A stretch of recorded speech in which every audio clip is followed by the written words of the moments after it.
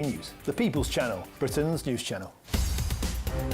In the GB newsroom, we bring you the news as it happens. With our team of dedicated journalists across the UK, we're ready to keep you up to date with what's happening every half an hour, every single day. Bulletins here on GB News, the People's Channel, Britain's news channel. I'm Bev Turner. Thank you for joining us on GB News, the People's Channel, Britain's news channel.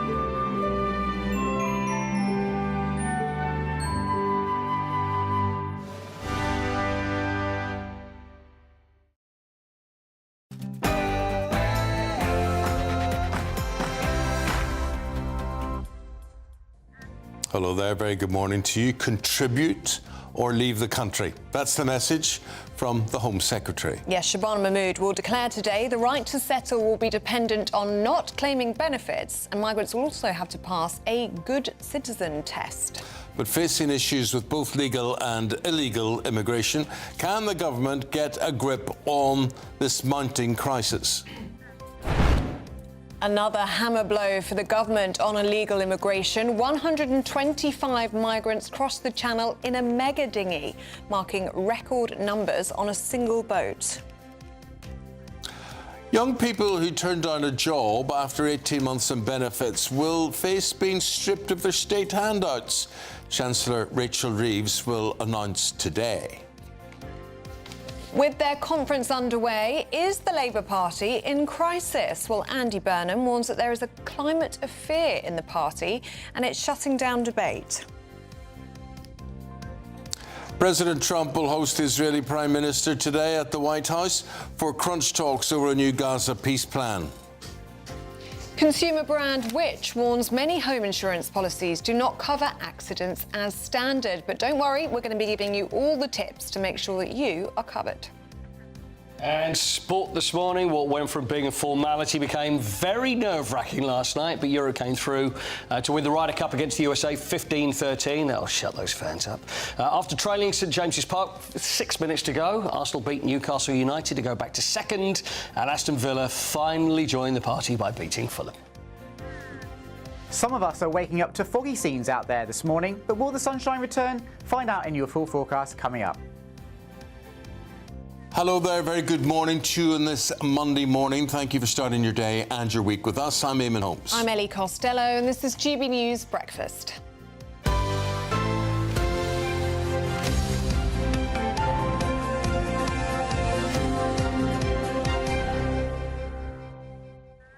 The lead story we're going to talk about today is the Home Secretary's idea that if you haven't accepted a job within 18 months, and the Chancellor goes along with this as well, that you'll be stripped of your benefits type thing. Could you imagine the rubbish jobs you will be offered? You know, you'll be told, right, we're going to strip you off your benefits, but if you don't accept this job. And what kind of jobs do you think they'd be offered? I'm not going to say, because some poor people have to do those jobs. And, you know, I think it's the easy thing always to say, Paul. Yeah. You know, because I remember as a teenager applying for jobs or thinking of jobs and believing I wanted to be a journalist, and nobody, no teacher, no parent, no friend said, oh, you're absolutely right, go and do that. Yeah, they would say, well, people don't do that. When I said, I want to be on the radio, they went, get a real job. People don't do that. Yeah. Well, you could work in the background, but you can't be on there. I remember, I tell you, though, I actually, this is God, I'd been on the national radio station, and then that fell down, and then there was nothing. I didn't work for like 9 months. The station fell down, or you fell down? Well, I fell down. The station, I fell down because the station went like that. Yeah. It was a big station, and then it was like, so I had to sign on, so I couldn't get any work. And I remember I was sitting there, and I was thinking, this is not going well. What am I going to do? And a guy, I always remember, a sailor came in. He had the hat, had the whole gear on, walking around going, excuse me, have you ever thought of joining the Navy? And he speaks to these kids. Would you ever thought of joining the Navy? And I'm sitting there thinking, don't ask me. Don't ask me. Anyway, he walked over, looked at me, and then moved away. And then I thought, what's wrong with me? What's wrong? I could be an admiral. So that was as close to a Navy career as I got. That would be a good career. Do you think so? Yeah, So there you go. You could have been on sent me. Navy radio. You see, I think it's an awful shame if youngsters don't end up doing what they'd be more suited to. I was watching Educating Yorkshire last night, which I do every week. Great programme on Channel 4. And one of the girls who was leaving school at 16, she said she wanted to go into hospitality and catering and do that sort of thing. And then it said at the end of the programme, the girl was signed up for a carer course or whatever it is. But I'm thinking, what happened to I want to work in catering? And it takes away the vision. If you have something, if you've got young people and they go, this is what I really want to do, they should be guided in that direction instead of saying, well, you can't do that now, so you'll have to go over here. And that completely throws them off kilter and sends them in a different direction. And I think if you've got a view of something you want to do, that shouldn't be taken away. I think it is hard, though. There's a number of stories out today in the papers talking about the job market cooling and vacancies being down. So I do think, I know that this is what the Chancellor is going to be talking about today. I don't know if the vacancies are out there. For the amount of young people that actually want easy to get talk. out there. It's a lot of old rubbish, so it is, personally. Politicians saying, well, we're going to get everybody in work. We're going to, I believe that when I say it. So what we're doing, we're talking about this so that what is your experience of this? What is your view on this? You may well be off the opinion, well, if they don't take what's offered to them, strip them of benefits and do all that and whatever. Well, anyway, here in the studio, we've got Laura McKevitt, one of my favourite people, with a view on that. Laura, tell me this. When you were a youngster, did you know what you wanted to be, or what is your take on this? Because I think it is slightly scary thinking that you could end up in a profession that you don't want, that you don't like for the rest of your life. I think that's right. I mean, I told my neighbour when I was 3.5 or 4, apparently, that I wanted to be Margaret Thatcher when I grew up. So really, there was only one direction of travel that was where I was going to want to go in. But I was very fortunate in the opportunities that were presented to me and how I was able to make use of them. I think a lot of this goes back to the problems created by Tony Blair's threshold to get 50% into university. Education.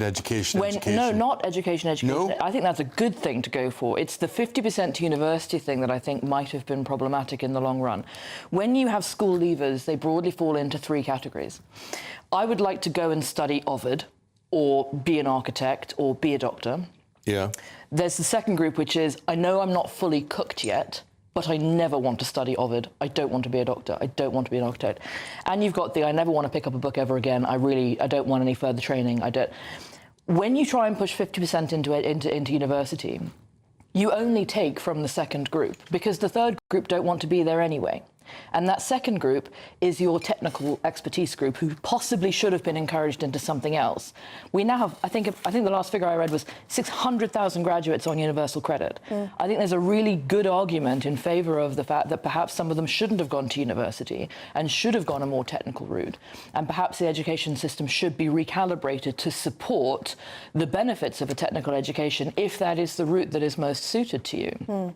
I think that if you are going for a job that you really, really want in journalism, and you need to work in a bookshop while you're looking for it, I think that's a good thing. I don't think that the state and the universal credit system exists for you to sit on it while you go for your dream job, while you could be earning in another way. I don't believe, but what you think about this, Paul, that that we even touch upon. We don't make people aware what's available. I was watching a programme, David Attenborough, last night, and it was full of scientists who were studying little insects and things like that. And I'm thinking, I bet you there isn't a book that says you can be, I think it's an entomologist or something they're called. I bet you nobody tells you you could study insects. Exactly. Yeah, exactly. I do look at some people and some people in careers like that, and you think, how do you end up doing that? Who tells you about that? But it's usually something from a childhood that thinks, you know, I've always been into this. I've always wanted to do that, and then that's the route. It's just about young people not ever giving up on their dreams. So I remember there was a program years ago, and I can't remember if it was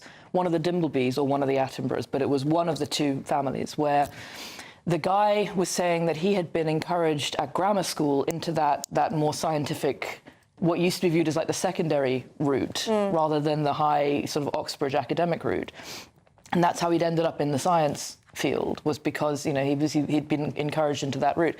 I think by not streaming in that way, perhaps we are doing a disservice to people who aren't having their horizons broadened enough to know that that route might be available to them. Can we talk about migration? Because Shabana Mahmood's going to unveil this plan for a good citizen test. Yeah, I know. I'm really looking forward to this at Labour conference after this headline. I don't know where the... Yes. This headline, where Starmer says you're a racist if you're concerned about migration. So that's going to be a really, really interesting cabinet. Well, this policy, they say, then isn't racist. Well, apparently not, but apparently it is supposed to go to address the concerns about migration that people may have. Here's a man who was wanting to counter and attack reform on this, and he's blown his chance. He's done it the wrong way. Exactly. Because basically saying to the people who have got genuine concerns about numbers here and whatever, you are a racist again. Once again, he's fallen down that hole. Well, and the communications then don't match between his speech to the Labour conference,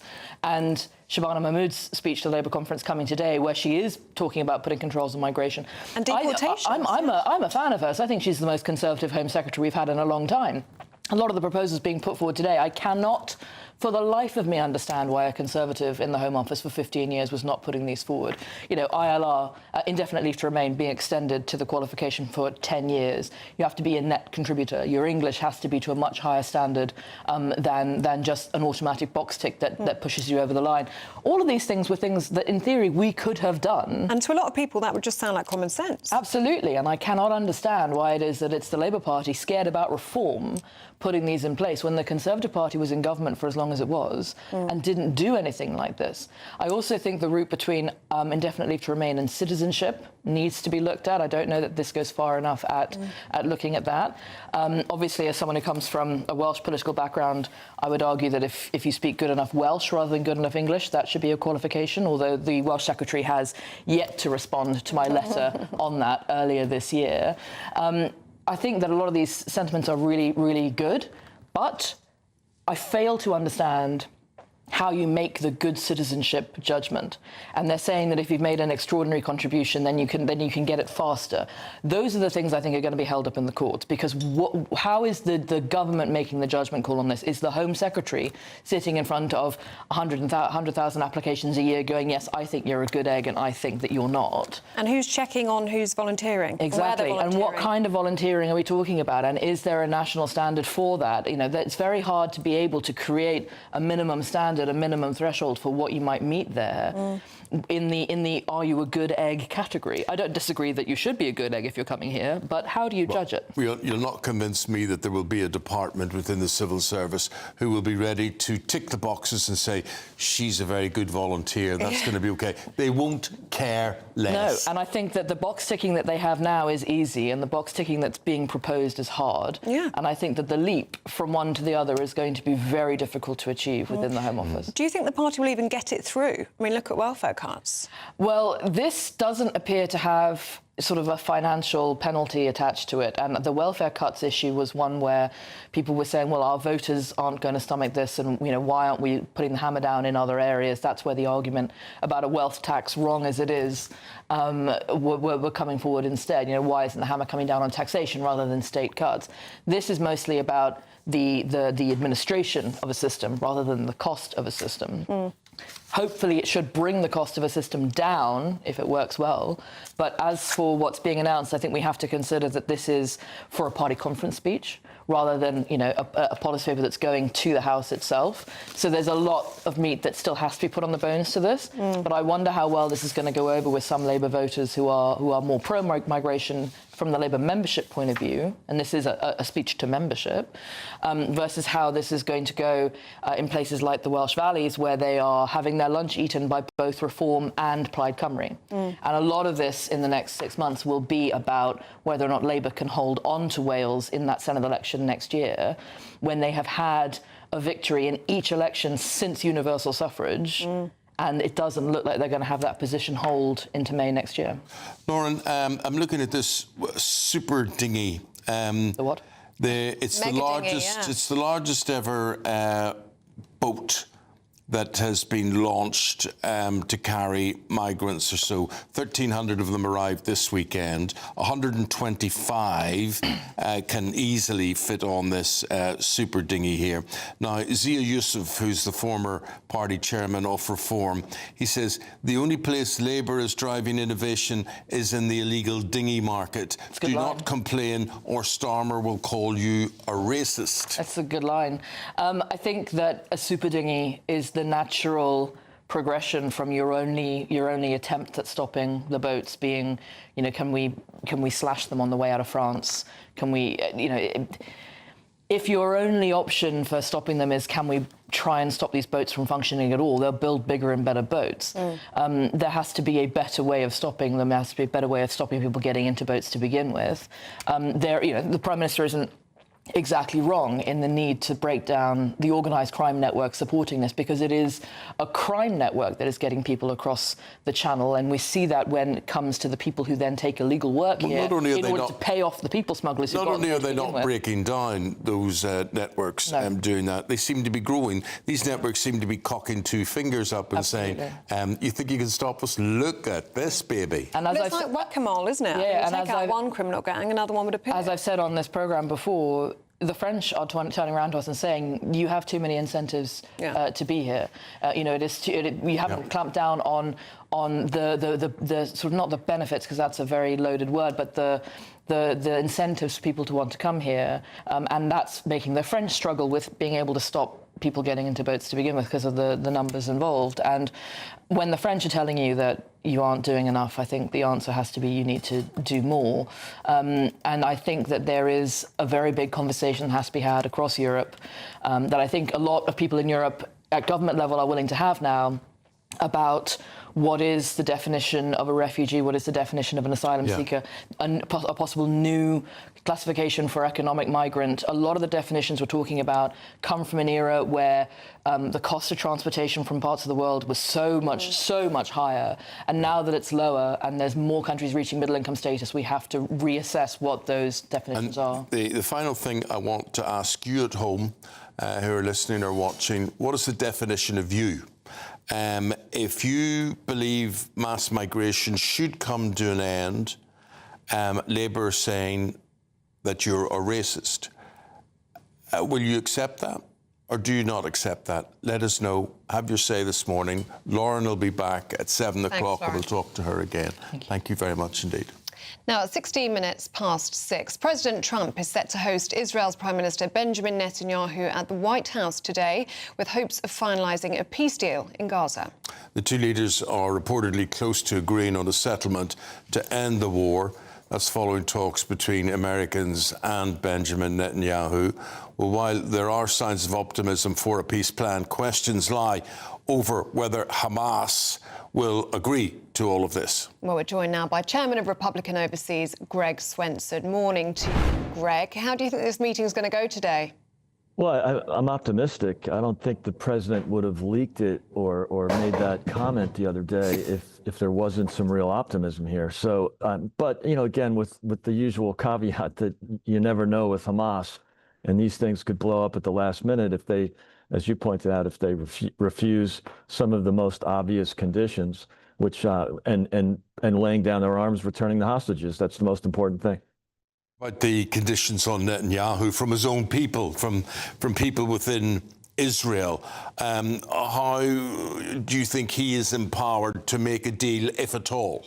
Well, I think, look, the best outcome here would be unconditional surrender from Hamas. And I think that's the challenge for Netanyahu, is we all would assume that's the best and most obvious outcome, but that could take a long time and many more casualties. And so, I think Netanyahu also has to keep in mind that he's losing soldiers. He's not losing them at an alarming pace, but, anytime you can cut off the fighting in order to look after your own people, you take advantage of that. So I think there's incentives for Netanyahu as well. I think the other thing to point out is this makes, how it affects the UK. And I think this really makes Keir Starmer and his cabinet really weak in the sense they've essentially abandoned Israel and at great expense to the British self-interest. And I think that's a shame. Also had news overnight, Greg, that Hamas saying it's lost contact with 2 of the hostages. They say that this happened amid an IDF push into Gaza City. How do you think Netanyahu is going to respond to that news, bearing in mind that obviously the hostages are at the centre of what he wants for this peace plan? Yeah, I mean, it's been horrendous. And I think, of course, Hamas and their PR machine will try to blame the IDF or blame Israel for that. And it's just obscene to even consider that. So, look, I think, that's obviously a big issue.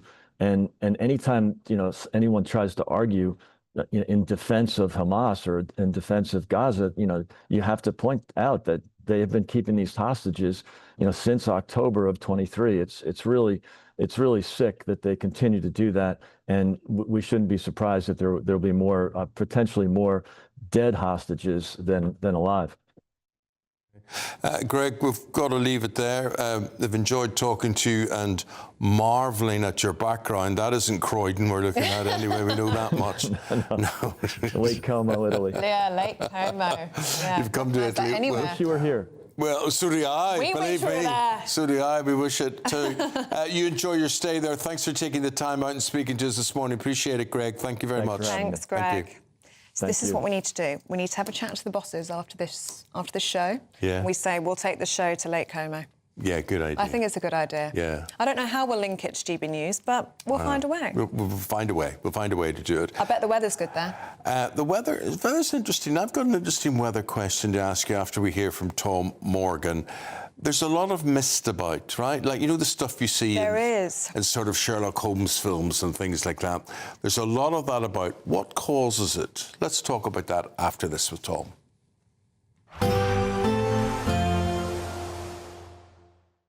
Expect warm spells with the odd rude interruption. Box Boilers sponsors the weather on GB News. Good morning and welcome to your latest GB News weather update from the Met Office. Parts of northwest Scotland will have a fairly breezy picture through the course of today with some rain at times, but for most of us, once any fog is cleared, it's going to be a fine day with plenty of sunshine. But do leave some extra time for your morning commute, perhaps first thing this morning in eastern parts of England, because the fog here could be particularly dense and a little bit slower to clear than elsewhere. Plenty of sunshine, though, for most of England and Wales and eastern Scotland. Some cloud developing as we go through the course of the day, but a fine picture for most nonetheless.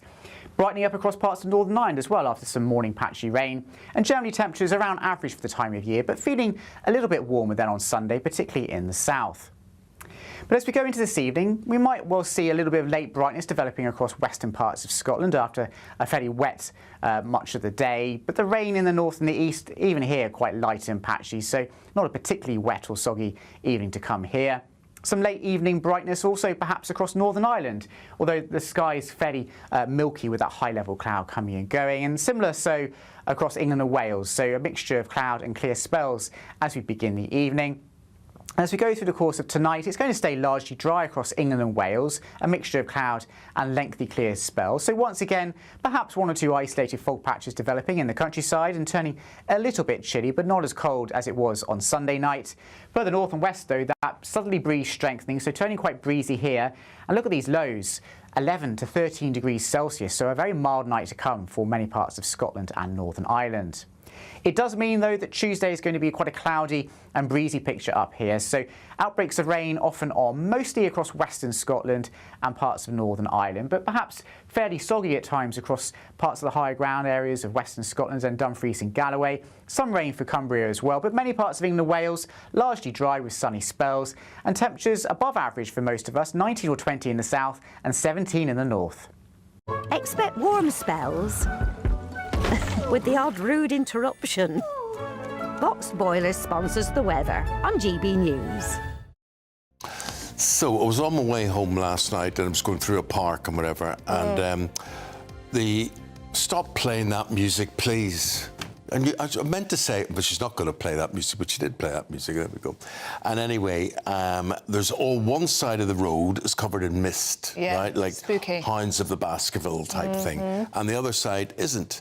And I just tried, this is my brain, right? So I'm thinking, this is to do with the sun. It's heated up the ground, and it's now 6 o'clock at night and it's cold. And I think the heat's coming out of the ground and turning into mist. That's what I think. I don't think you're wrong, actually.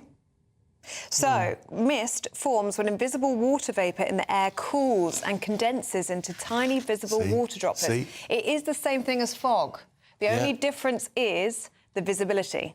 So mist is a bit more, you get a bit more visibility. Fog is blackout. So there you go. No, it's very interesting. And a lot of it about last night and a lot of it about this morning as well. Cooler temperatures and high humidity together. And roll the music. Here we go. A Ryder Cup win for Europe. We will be discussing that and more with Paul Coyte, and we're doing that next. This is GB News Breakfast with Eamonn and Ellie.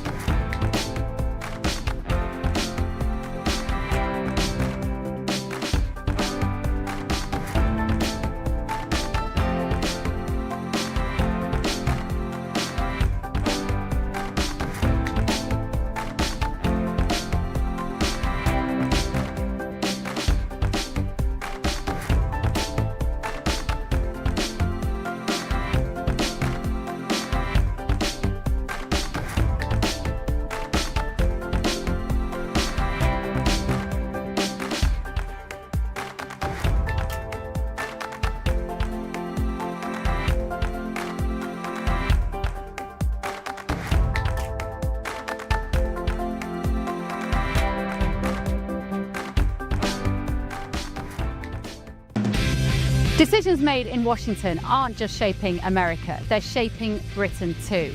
From migration to global security, from crime to health. Whatever happens in the White House today will be felt in your town or city tomorrow. That's why The Late Show is live from Washington, D.C. Cutting through the politics to show you what it all means for Britain. The Late Show live every night at midnight. Only on GB News, Britain's news channel. It's Patrick Christie's Tonight, and here we do things differently. It's explaining the absolute madness of this, doesn't it? It's explosive. I mean, this is very good. It's lively. 850. Your government sat there, Sean, and it did nothing. It's controversial. And the Middle East has been in turmoil since before I was born. It's everything you need to kickstart your evening. Everyone's had their Weetabix tonight. I love to see it. That's Patrick Christie's Tonight, weeknights from 9 p.m. Only on GB News, the People's Channel, Britain's news channel. Hi, I'm Michelle Dewberry, and my show is your opportunity to cut through all the noise and dive in headfirst to some robust debates. Ideas clash. Situation, isn't it? No, because the failure is you're deliberately avoiding my point. Nothing's held back, And if you think this is the end of it, wait for more. and we do not shy away from the difficult stuff. Sometimes I want to shake people and say, if only you understood. So join me on Jubes and Co weeknights at 6 p.m. only on GB News, Britain's news channel.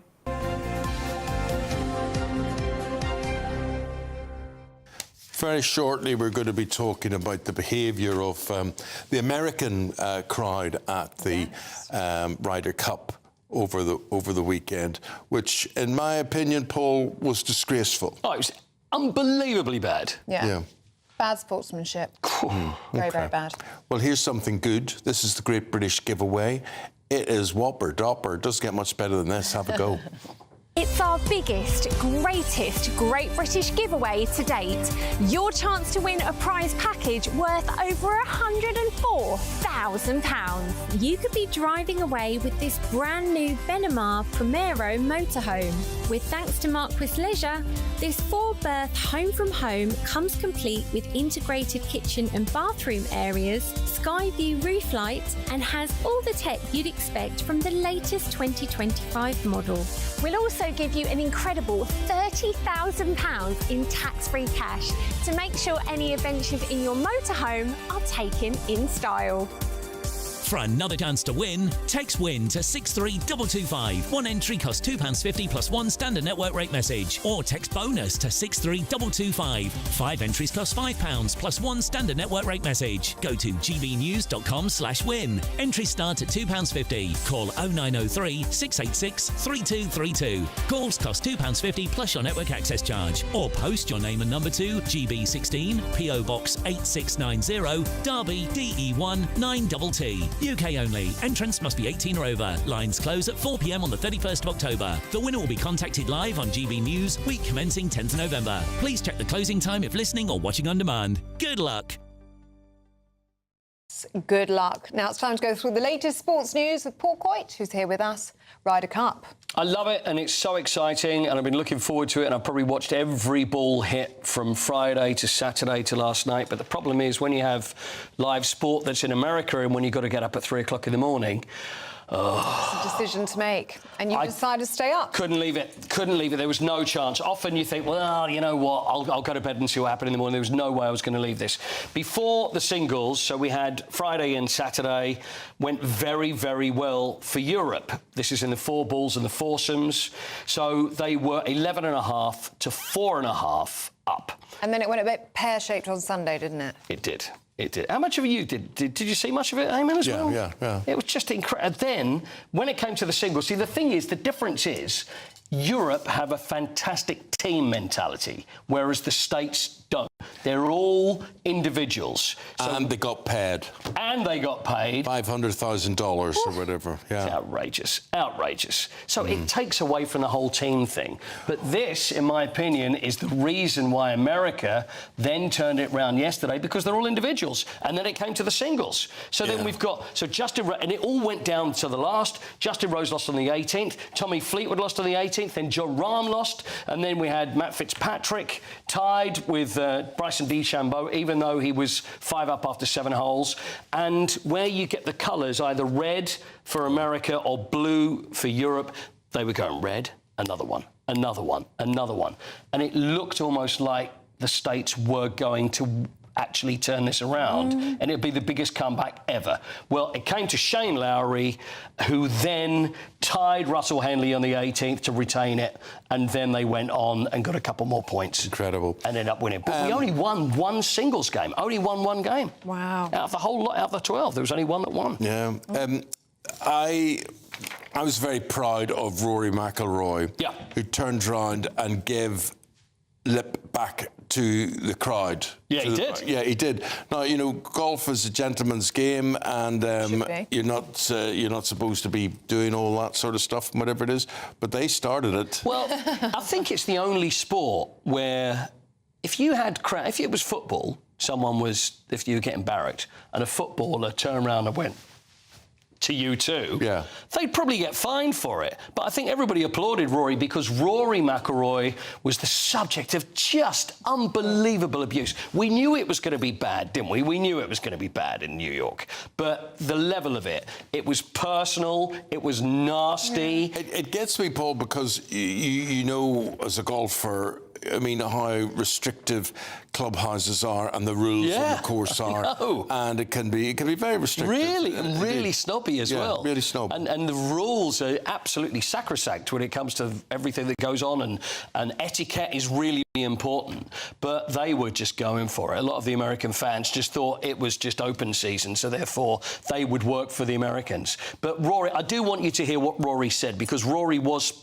spoken to afterwards and asked what he thought of the behaviour of the American fans. Beth Page Black, that's what he said. I think golf should be held to a higher standard than what was, than what was seen out there this week. Golf has the ability to unite people. Golf teaches you very good life lessons. It teaches you etiquette. It teaches you how to play by the rules. It teaches you how to respect people. And sometimes this week we didn't see that. He's absolutely right, and he spoke so well. I mean, his wife, she had beer thrown over her, and it was, and I think that was my favourite bit, Eamon. And there was two things. One was where they were singing "You, Rory," and the whole crowd was singing it. There was even like a person on the microphone trying to get them all going as well, singing it. So they're all pointing at him, shouting. He turns around, gives it back to them, and then when he was putting, and a couple of times this happened, where the noise was there, and he said, "I'm not going to putt until it calms down." And they go, ooh, like that. And then when we finally won it, and when Europe actually retained it, all the crowd started going. So by the time that we actually got to see the lifting of the trophy, most of the fans there, they'd cleared off home. Oh, gosh. And it was lovely to see. Yeah, because we really stuck home. into them. I would have thought. And it was great. Karma. In the Premier League yesterday, well, what happened where? Right, Newcastle were 1-0 up against Arsenal, but as all good teams do, and I'll credit where credit's due, kept going right to the end. Arsenal, 83 minutes left. Mikel Merino scores, and then in the 96th minute, Arsenal get a winner, which puts them second for Gabriel. Aston Villa as well, who haven't just been awful, couldn't buy a win.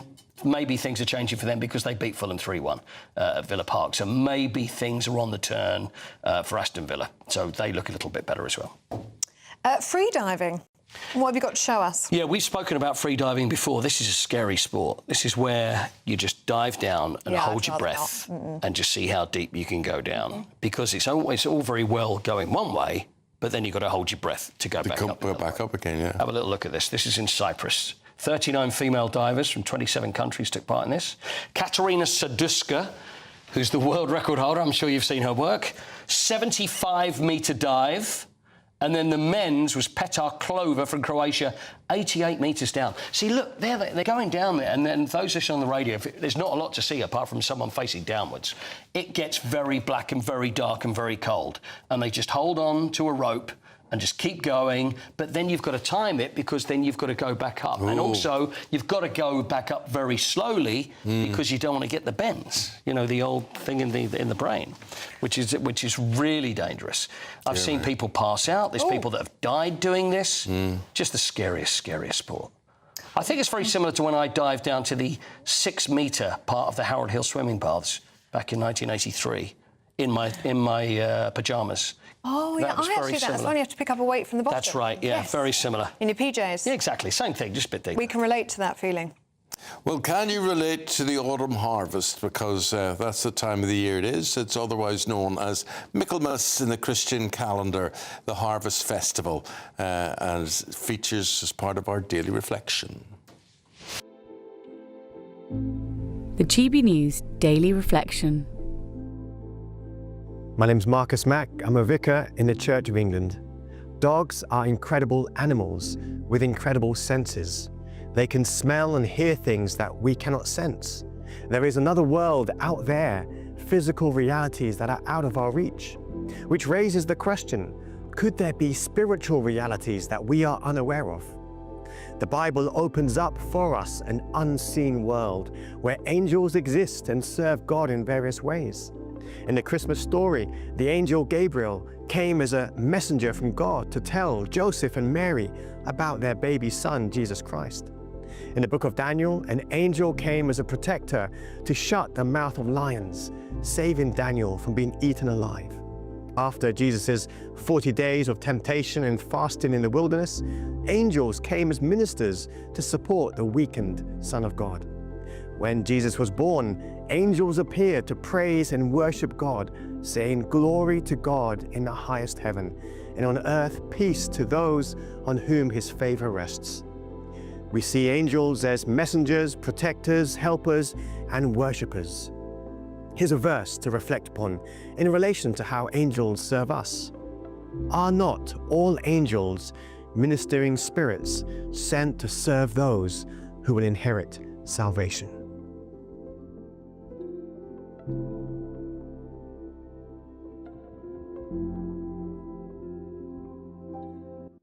And the travel looks like this.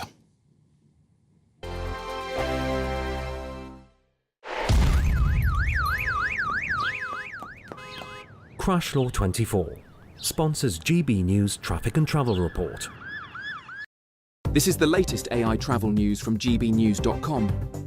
In Lancashire, emergency roadworks continue on the M6 northbound exit slip at junction 31, resulting in the closure of one of two lanes.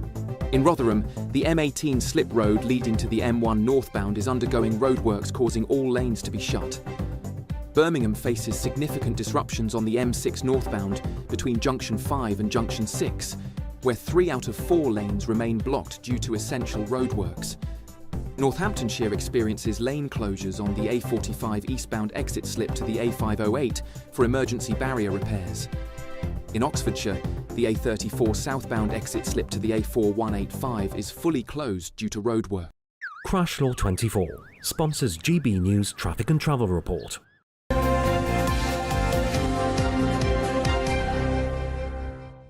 Now do stay with us. Still to come, patients are furious as GPs are threatening to strike if the NHS make it too easy to get an appointment. There's no danger of that happening, is there? Not at the moment, no. We'll tell you more about that in the papers next with Dawn and Christopher Biggins.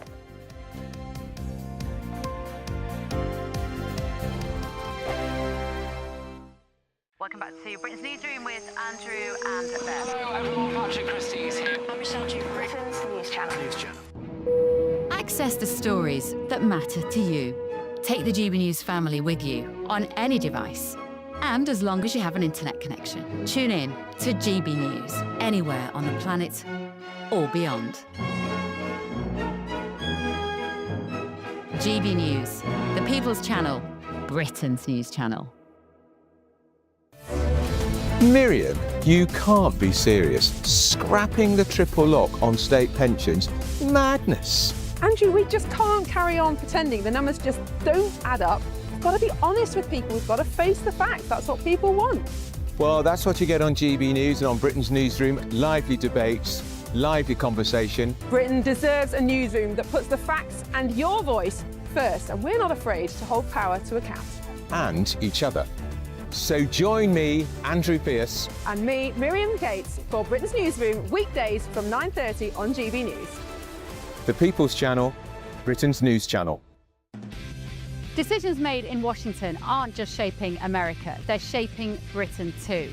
From migration to global security, from crime to health. Whatever happens in the White House today will be felt in your town or city tomorrow. That's why The Late Show is live from Washington, D.C. Cutting through the politics to show you what it all means for Britain. The Late Show live every night at midnight. Only on GB News, Britain's news channel. Westminster's full of talk, but out here, it's the real world. Am I allowed to talk now? No, that's it. This is where it matters, real people and real lives. That's what politics is all about. The fact is Trump made a good start. No. Straight answers, no spin, and just a couple of pints. How many fingers have I got up? About 10. So join me for Lee Anderson's Real World every Friday at 7 p.m. only on GB News. The People's Channel, Britain's News Channel. want to know what's really going on in the corridors of power. Labour don't know what to do with you half the time, and that makes you quite lethal in the chamber. Get behind the headlines with Chopper's Political Podcast. Join me, Christopher Hope, as I sit down with the great and the good of British politics. We'll see where this ruling takes us. These are the stories shaping our nation. Chopper's Political Podcast, available now on all platforms. Listen in and stay ahead. At GB News, we love to hear from you, our loyal community. So drop us a line at gbnews.com/yoursay. There you can talk to each other and also to the presenters live on air. gbnews.com/yoursay, because GB News is your channel, Britain's news channel. Coffee. And the front pages of the papers look like this morning. Telegraph leads with the Home Secretary announcing migrants on benefits will be barred from the UK. The Mail leads with the Prime Minister accusing Nigel Farage's immigration policy as racist. Daily Express, Nigel Farage has accused the Prime Minister of desperation after claiming that his party Reform's immigration plans were racist. This is a recurring theme this morning. The Daily Mirror leads with the Chancellor unveiling her plan to promise a paid job for all young people in a new youth guarantee scheme. And the Daily Star reports that Oasis have given strong hints there will be more British concerts. There you are. Joining us to go through those stories and lots more. We've got Dawn Neeson and we've got Christopher Biggins. Very nice to see you. Good morning. Good morning. We were talking there during the break, or as we were going into the break, about appointments on the NHS. And doctors are saying we will strike if it becomes too easy to get an appointment. Well, I mean, Wes Streeting quite rightly says it's absurd. You could book a hair appointment easily, but you can't book an appointment to see a doctor. I mean, something has to be done about this, and it's ridiculous that doctors are saying that they don't want to be overwhelmed by patients. Well, surely the number of patients would stay the same. It would just be progress would be made on seeing them. Exactly, on booking them in. Yeah. You know, and so, and also, I mean, I do think it's important because I always get a reminder that how much that costs, that appointment, you know, on my mobile. Yeah. And so you must do that appointment or give them fair warning, because I think a lot of people, a lot of money is wasted on the fact that, you know, people make an appointment and then don't go. Yeah, but you didn't always have to go, Dawn. The thing was, doctors, when I was a youngster, came to you. Oh, my God, do you remember that? Dr. Drummond. Doctor, turning up in your bedroom, sitting by the bed and dispensing comfort and whatever cough medicine you needed as a kid. That's normally and Mum making him a cup of tea. Yeah, no, exactly. Those days are long something gone. stronger. And would know you by name. Yeah, exactly. Yes. Yeah, know what your problems were. But this, I mean, the NHS have drawn up these plans which come in from the 1st of October, which is next week, scarily enough, which means every GP practice must allow patients to use online booking, as you said, Biggins, like the hairdressers. But the BMA, which, let's not forget, are a union, have said that this is being introduced without sufficient safeguards to stop, as you say, Ellie, same number of patients, just a different way of booking appointments. More efficient, sure. But the BMA are saying, you know, unless we're consulted more and have more say on how this is going to operate, we may be taking action. And so, basically, doctors might... Does it say what safeguards they're looking for? Well, no, that's the devil's always in the detail, isn't it, Ellie? I mean, it's like, I just think they've had their noses put out of joint a bit, that they haven't been consulted as much, and they're saying... I agree. Members will enter dispute and their plans are changed. Changed to what and what safeguards they want, we don't know. Well, what we do know is, Christopher, that the royal family do not want the Yorks for Christmas. This is in the Daily Telegraph. Is it true that you've invited them to yours, Eamonn? I mean, well, of course, you know, they've gone through so much, the Yorks. I mean, it's painful. But I think it's almost like if they were relatives of mine, I don't think I'd want them either. No. You know, I mean, they're perfectly sweet. And I've met her on numerous occasions. She's lovely. But, you know, all these facts coming out, I mean, it's just... charities distancing themselves now. Absolutely. And I do think I think Charles has had enough in a way. And I fully understand why he's done that. I was reading today, he wants them to be part of the family, of course, they're our family. He just wants them to be invisible. Yeah. It's a tricky one, isn't it? Because I think Charles is very much aware that Andrew was, you know, the Queen, the late Queen's favourite child, as it were, and she was very fond of Andrew no matter what he did. So, and I think there's always this blood is thicker than water. But it's a terribly bad look if he has Andrew or Sarah Ferguson anywhere near them at Christmas. Yeah. We can see it at the Duchess of Kent's funeral last week or the week before. I mean, Prince Andrew was front and centre. Yes, he stood next to Prince William. So in terms of optics, they want to stop that from happening. William was very careful to blank him, though, and had nothing to do with him. So I think that said an awful lot. But I mean, while I don't feel sorry for them, I do feel sorry. Beatrice and Eugenie, they've also had charities cancel them now. I mean, you know, the two girls, it's not their fault what their parents did. And I thought this is not negating what happened to the victims of Jeffrey Epstein, obviously. But it's like, you know, they're in a limbo now, those two girls. Are they part of the royal family? Can they go to Christmas? Can they do charity work? I mean, it's always, but you are Sarah and Andrew's daughters. But this happens in families, ordinary families. I know. You know, you don't just ostracise one member of it. You ostracise the whole family. A lot. OK, well, we're going to ostracise you two. Oh. We're going to be back. Just for a minute, though. Right after the break. And they may even have a certain drink that could slash heart disease. We'll tell you what that drink is next. Ready to soak up that holiday sunshine? Won't we need some cover? No worries. All sorted. All Clear Travel Insurance sponsors GB News travel destinations forecast. There's still plenty of fine and warm weather across most of the Mediterranean, but it's a different story across parts of Spain, and in particular parts of southeast Spain and the Balearic Islands, where we're going to see some particularly heavy and persistent rain through the day on Tuesday. Flooding is possible in places and warnings are in place as well. Scattered showers across parts of Italy, the Balkans and Greece, but many places staying dry with some sunny spells. And through the next few days, it stays largely fine with a mixture of sunny spells and cloud and temperatures around average. All Clear Travel Insurance sponsors GB News travel destinations forecast. At GB News, we love to hear from you, our loyal community. So drop us a line at gbnews.com/yoursay. There you can talk to each other and also to the presenters live on air. gbnews.com/yoursay, because GB News is your channel, Britain's news channel. Good afternoon, Britain. Weekdays from midday. There's a big change in the age of parents, so first-time parents are getting older and older.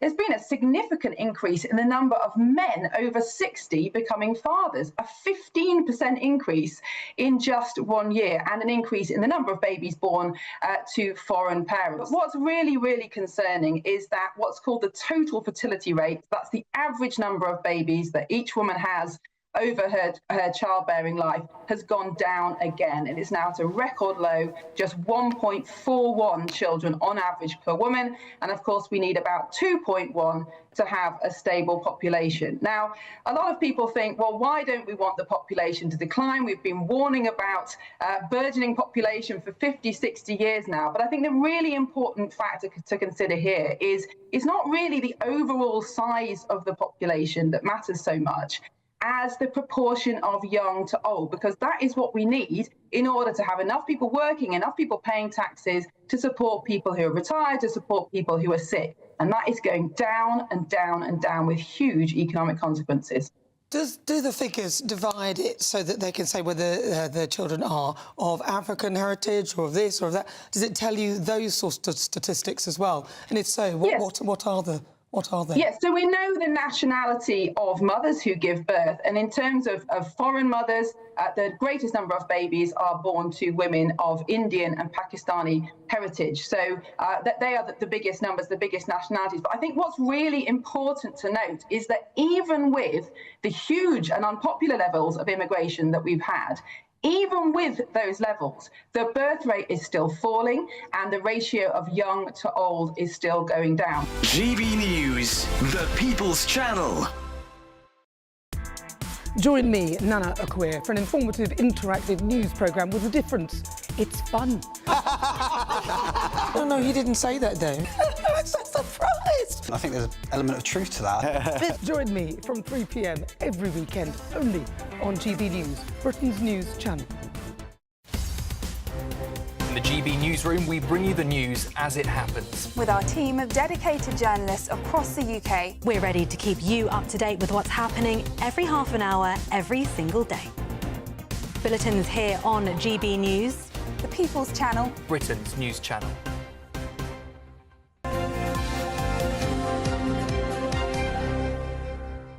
We're back going through the papers with Dawn Neeson and Christopher Biggins. Dawn, let's start with this story, shall we? Farage's migration plan is racist, according to the PM. Yeah, this is a story that's come out of the Labour Party conference, which is obviously going on in Liverpool. And all we seem to have heard so far from Keir Starmer is having a go at Reform and Nigel Farage, rather than coming out with any policies positive about what Labour are going to do for us. But look, here's the other thing, Dawn. There are people today who will have concerns and worries about the amount of illegal immigrants arriving in the country. Of course. They do not speak from a racist point of view. They don't see themselves as racist, and Starmer is branding them as racist. Now, he had a chance to correct things here and maybe take some of the headlines away from Reform. I think he's gone about it the wrong way. Totally gone about it the wrong way, Eamon. This is basically, every time Keir Starmer opens his mouth at the moment, it's a free advert for Reform and Nigel Farage. It is not racist to be worried about immigration. If it was, Shabana Mahmood is in big trouble today, because she's going to make announcements about immigration and cracking down on immigration that are probably more to the right on what Nigel Farage has said, to be honest with you. You've got to have a decent standard of English, and what happens if you don't have a decent standard? Can you imagine if Nigel Farage come up with that, if you don't speak English or out? Yeah. I mean, I'm paraphrasing. We don't know what she's going to say. This is a mess, isn't it, with the communication of the Labour Party? And you've got the Prime Minister saying it's racist, and then you've got the Home Secretary talking about potentially the deportation of 400,000 people. Yeah, it's the same thing. It's like... Then you see, you don't believe that she's talking about 400,000 people, you know. Well, she can't be, because the Prime Minister wouldn't approve it. Correct. You know, so they try and sound as if they're against all this, but they're not, Christopher. But do you think they don't talk to each other? Yes. I mean, I think that's absolutely the right way. I mean, it's appalling. You know, the communication between all these people in 10 Downing Street is nil, it seems to me. Well, to be honest with you, if you were Shabana Mahmood, who does seem like she wants to do a good job and is coming up with vaguely coherent policies, which sound terribly racist to her boss, but would you want to talk to Keir Starmer? No. Because everything he says at the moment is just doing down on the party that they all supposedly love. OK, well, we want to know what you at home think about all of this, so do have your say. You know how to go about that. Get in touch with us, email us, and we'll reflect your views later in the programme. Dawn, Biggins, thank you very much. Thank you all. About 45 minutes time going through lots more stories. Now, should we get a check on the weather? Because it was misty last night, it was misty this morning. Let's see if it's going to stay the same today with Tom Morgan.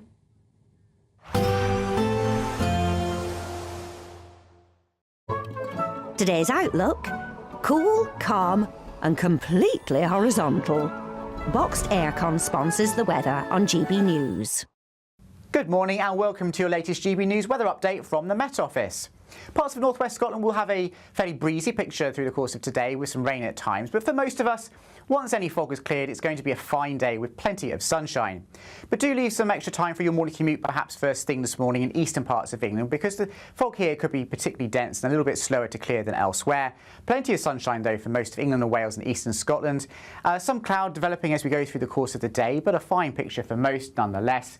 Brightening up across parts of Northern Ireland as well after some morning patchy rain, and generally temperatures around average for the time of year, but feeling a little bit warmer than on Sunday, particularly in the south.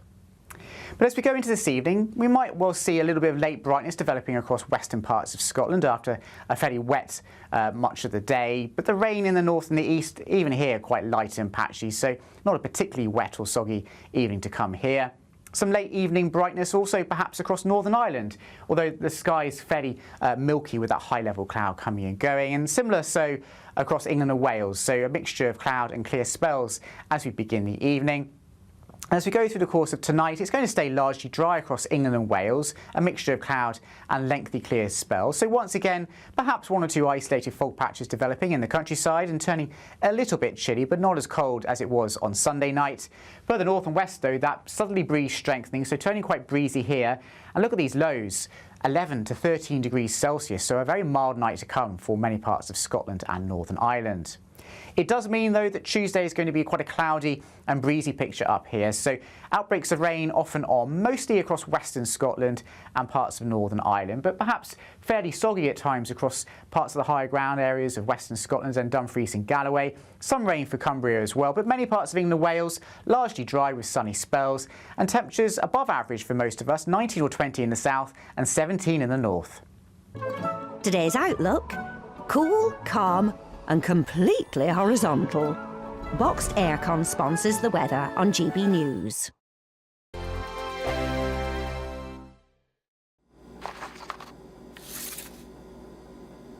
Crash Law 24 sponsors GB News Traffic and Travel Report.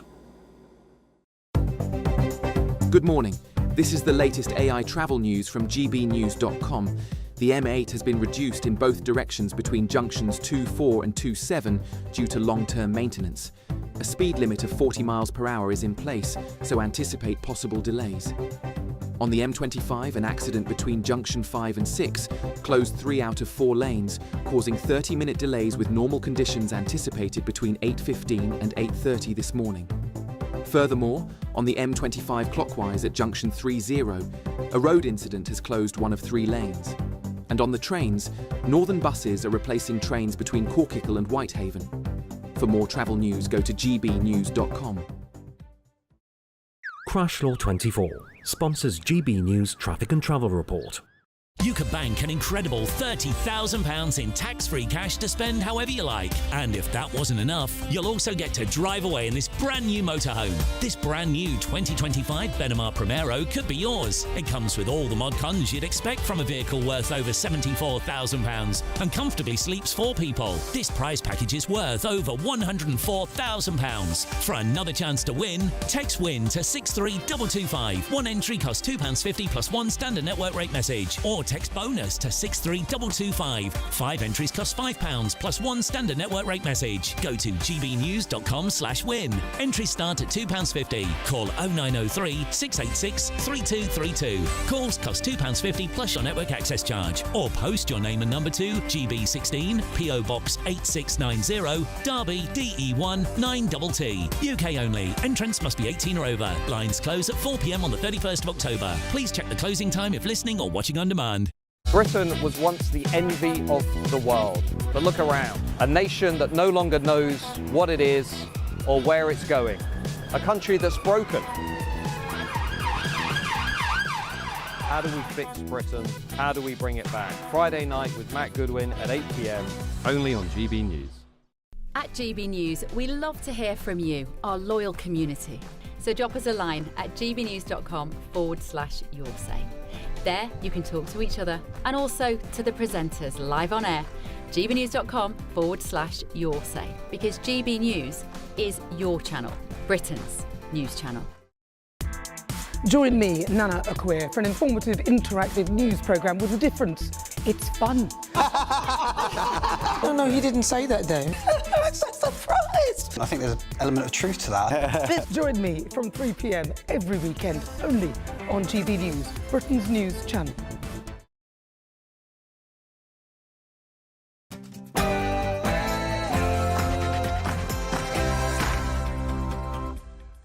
Good morning. Contribute or leave Britain. That's the message from the Home Secretary. Shabana Mahmood will declare today the right to settle in this country will be dependent on not claiming benefits, and migrants will have to pass a good citizen test. But facing issues with both illegal and legal immigration, can the government get a grip on the mounting crisis? Another hammer blow on illegal immigration. 125 migrants crossed the Channel in what's been termed a mega dinghy, which means it's very big, marking a number of people in a boat is apparently about 125. Young people who turn down a job after 18 months on benefits will face being stripped of their state handouts. The Chancellor, Rachel Reeves, is going to announce that today. Conference underway, obviously, for Labour in Liverpool. Andy Burnham warns that there is a climate of fear in the party, and that climate is shutting down debate. Yes, big announcements today from the Labour Party conference from the main stage, both the Home Secretary and the Chancellor with tough messages. But how will it go down among the party faithful? President Trump will host Israeli Prime Minister Benjamin Netanyahu at the White House today for crunch talks over a new Gaza peace plan. Consumer Brand, which warns many home insurance policies do not cover accidents, right? We're giving you the tips to make sure that you're covered. Are you? And in sport, touch and go for a while, but Europe beat the USA 15-13 to retain the Ryder Cup in New York last night. Arsenal scored a very late winner to beat Newcastle at St James's Park. And tonight, Nuno Espirito Santo begins his tenure at beleaguered West Ham. And that's tonight, away at Everton. Some of us are waking up to foggy scenes out there this morning, but will the sunshine return? Find out in your full forecast coming up. Good to see you. Nice to have you on board. We're with you until 9:30. I hope you're with us. I'm Eamonn Holmes. I'm Ellie Costello, and this is GB News Breakfast.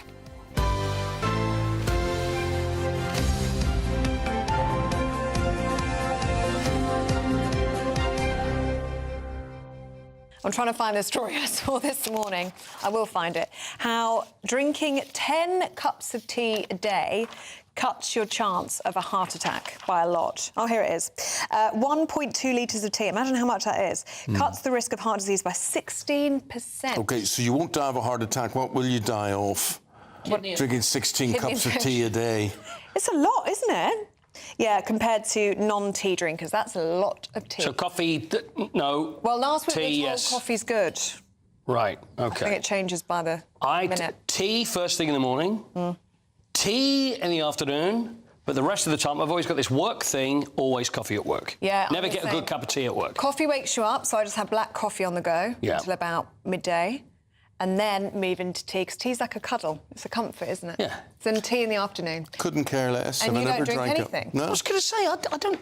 You're not a tea drinker, are you? Or a coffee drinker. Or an alcohol drinker. Are you a secret lemonade drinker? A secret lemonade drinker. Do you like fizzy drinks? I think that's the only thing you do drink. Drinks. Yeah, that's bad for you. Yeah, I like those. But you're allowed one vice. Yeah. Hey, man, when was your last cup of tea? When was the last cup of tea you had? No idea. Wow. You're Irish. It should be in your DNA. How about if I make you a nice cup of tea?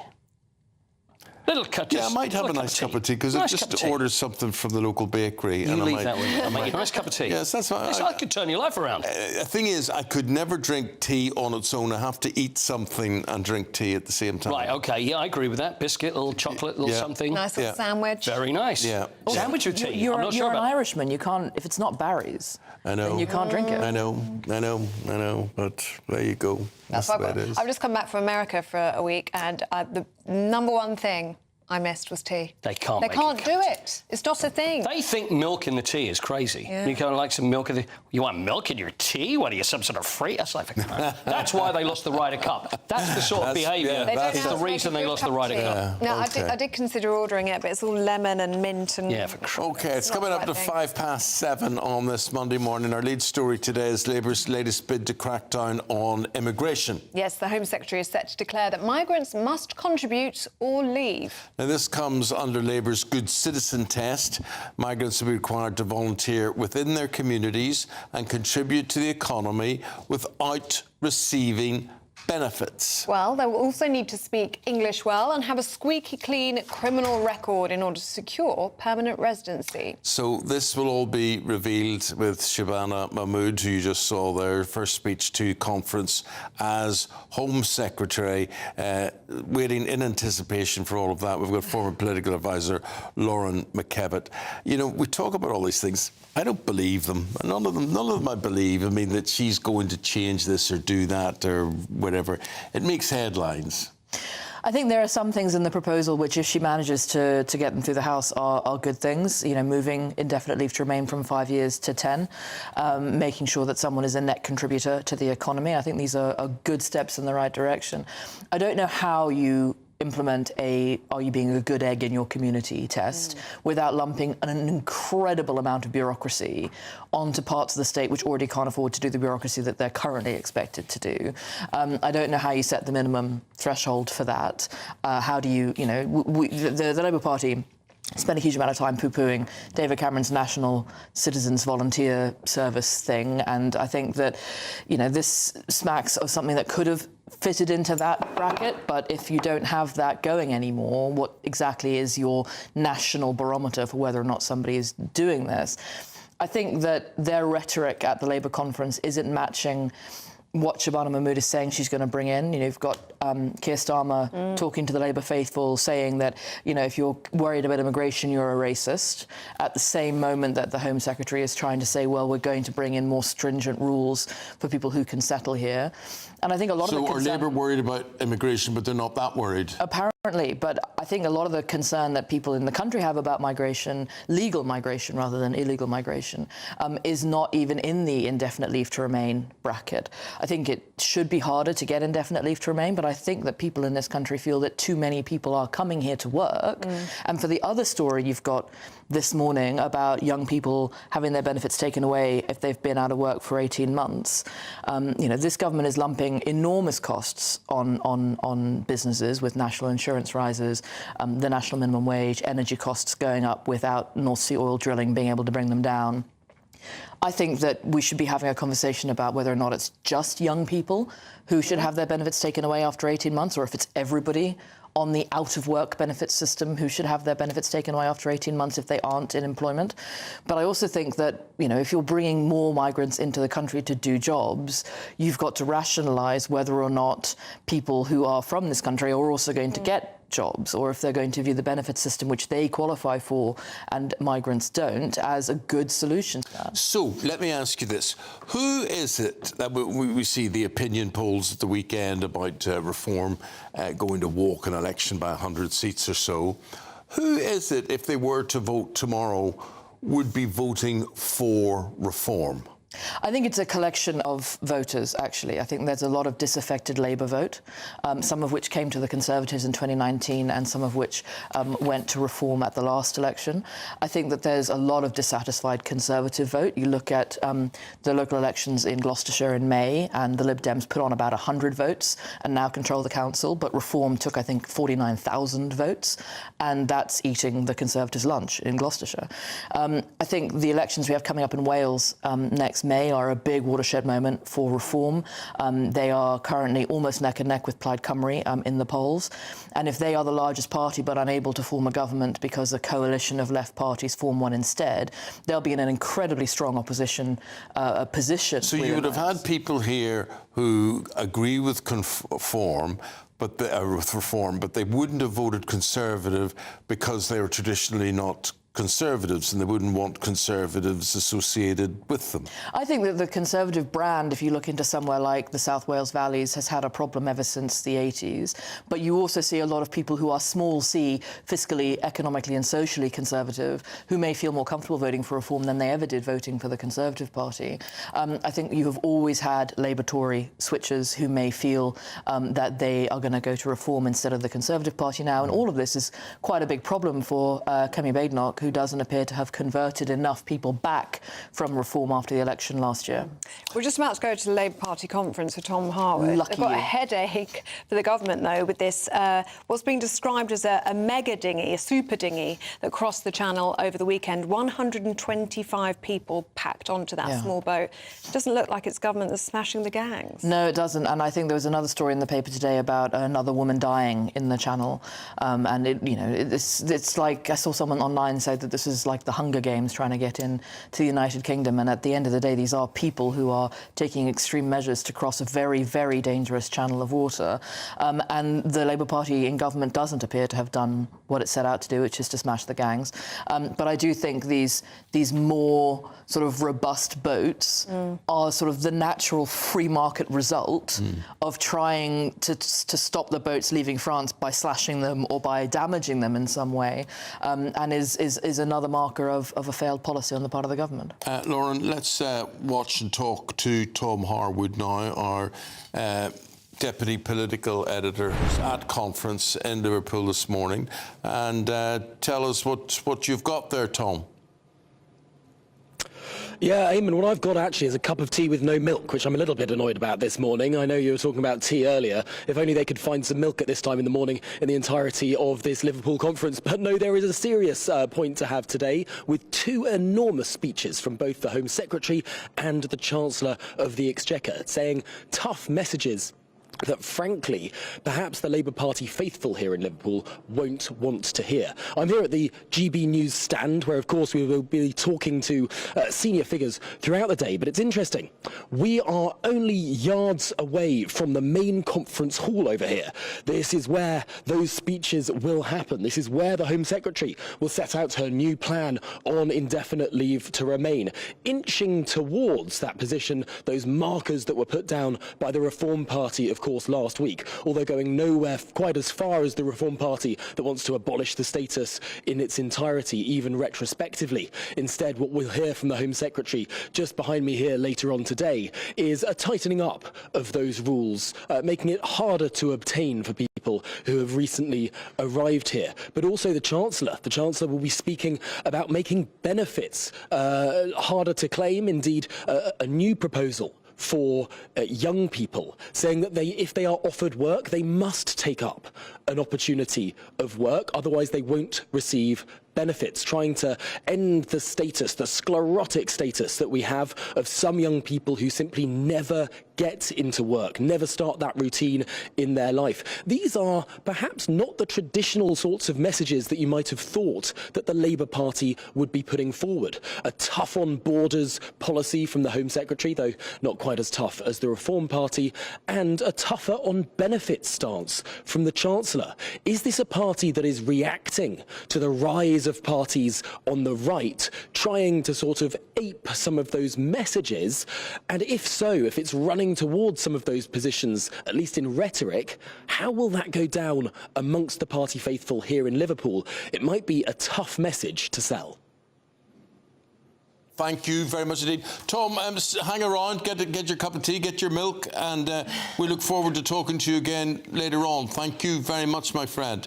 Thanks, Tom. Lauren, just interesting there that Tom was saying that the message to young people is you must take up an opportunity to work or you're going to be punished for this as a result. Now, a lot of people will see that as a very simple, easy to understand message. Is it? I don't think so, because I think there's an awful lot in this country that penalises the young in favour of the old. This group of people coming out of university, coming out of school, sacrificed the most out of most school-age and university-age people during COVID. And this country, economically speaking, is still massively geared towards older people. The triple lock is ruinously expensive for the state in a way that penalises the state's ability to financially support young people while forcing them into the economy and to pay for something that they receive really no benefit from at all. And most young people don't feel that there will be a state pension for them by the time they get to be old. I think that there's a lot of rebalancing in the economy that needs to happen between the generations. I don't know how you successfully achieve that, but I think young people will quite rightly feel, why should I stay in this country? Should I move somewhere else? A lot of my friends have left the country and gone to the UAE in the last sort of 18 months. And I don't know that this government has done enough to pull that back.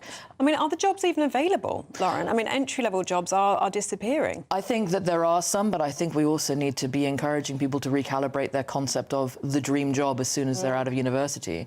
And we don't do enough to say, OK, you may want to be a lawyer, you may want to be a journalist. How are you going to earn while you are applying to do that? Because not everybody who goes to journalism school can afford to then become like the state can't support that many journalists. Yeah. There just aren't that many journalist jobs available. Same with legal jobs. Lauren, thanks for your thoughts. Really do appreciate what you've had to say this morning. Thank you very much for coming in. If you want to counter or agree with anything that Lauren has been saying this morning, have your say. That's what you do. www.gbnews.com/your say. Now, let's get a check on the weather with Tom Morgan.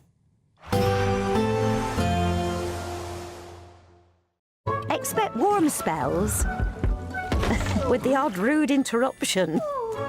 Boxed Boilers sponsors the weather on GB News. Good morning and welcome to your latest GB News weather update from the Met Office. Parts of northwest Scotland will have a fairly breezy picture through the course of today with some rain at times, but for most of us, once any fog has cleared, it's going to be a fine day with plenty of sunshine. But do leave some extra time for your morning commute, perhaps first thing this morning in eastern parts of England, because the fog here could be particularly dense and a little bit slower to clear than elsewhere. Plenty of sunshine though for most of England and Wales and eastern Scotland. Some cloud developing as we go through the course of the day, but a fine picture for most nonetheless. Brightening up across parts of Northern Ireland as well after some morning patchy rain, and generally temperatures around average for the time of year, but feeling a little bit warmer than on Sunday, particularly in the south. But as we go into this evening, we might well see a little bit of late brightness developing across western parts of Scotland after a fairly wet much of the day, but the rain in the north and the east, even here, quite light and patchy, so not a particularly wet or soggy evening to come here. Some late evening brightness also perhaps across Northern Ireland, although the sky is fairly milky with that high-level cloud coming and going, and similar so across England and Wales, so a mixture of cloud and clear spells as we begin the evening. As we go through the course of tonight, it's going to stay largely dry across England and Wales, a mixture of cloud and lengthy clear spells. So once again, perhaps one or two isolated fog patches developing in the countryside and turning a little bit chilly, but not as cold as it was on Sunday night. Further north and west, though, that southerly breeze strengthening, so turning quite breezy here. And look at these lows, 11 to 13 degrees Celsius, so a very mild night to come for many parts of Scotland and Northern Ireland. It does mean, though, that Tuesday is going to be quite a cloudy and breezy picture up here, so outbreaks of rain off and on, mostly across western Scotland and parts of Northern Ireland, but perhaps fairly soggy at times across parts of the higher ground areas of western Scotland and Dumfries and Galloway. Some rain for Cumbria as well, but many parts of England and Wales largely dry with sunny spells, and temperatures above average for most of us, 19 or 20 in the south and 17 in the north. Expect warm spells with the odd rude interruption. Boxed Boilers sponsors the weather on GB News. Now, you could enjoy unlimited Great British giveaways with our brand new giveaway. Your chance to win a brand new 4-berth motorhome worth over £74,000, plus a whopping £30,000 in tax-free cash to spend on whatever you like. Our biggest prize to date. OK, and good luck to you. Here it is. It's our biggest, greatest Great British giveaway to date. Your chance to win a prize package worth over £104,000. You could be driving away with this brand new Benamar Primero motorhome. With thanks to Marquis Leisure, this 4-berth home from home comes complete with integrated kitchen and bathroom areas, sky view roof light, and has all the tech you'd expect from the latest 2025 model. We'll also give you an incredible £30,000 in tax-free cash to make sure any adventures in your motorhome are taken in style. For another chance to win, text WIN to 63225. One entry costs £2.50 plus one standard network rate message. Or text BONUS to 63225. 5 entries cost £5 plus one standard network rate message. Go to gbnews.com/win. Entries start at £2.50. Call 0903 686 3232. Calls cost £2.50 plus your network access charge. Or post your name and number to GB16 PO Box 8690 Derby DE1 9TT. UK only. Entrance must be 18 or over. Lines close at 4 p.m. on the 31st of October. The winner will be contacted live on GB News, week commencing 10th of November. Please check the closing time if listening or watching on demand. Good luck. Question up next. Should employers offer you a career break? What does it involve? Where would you go? Would you When would you come back? Yes. What's the point? We're debating that next.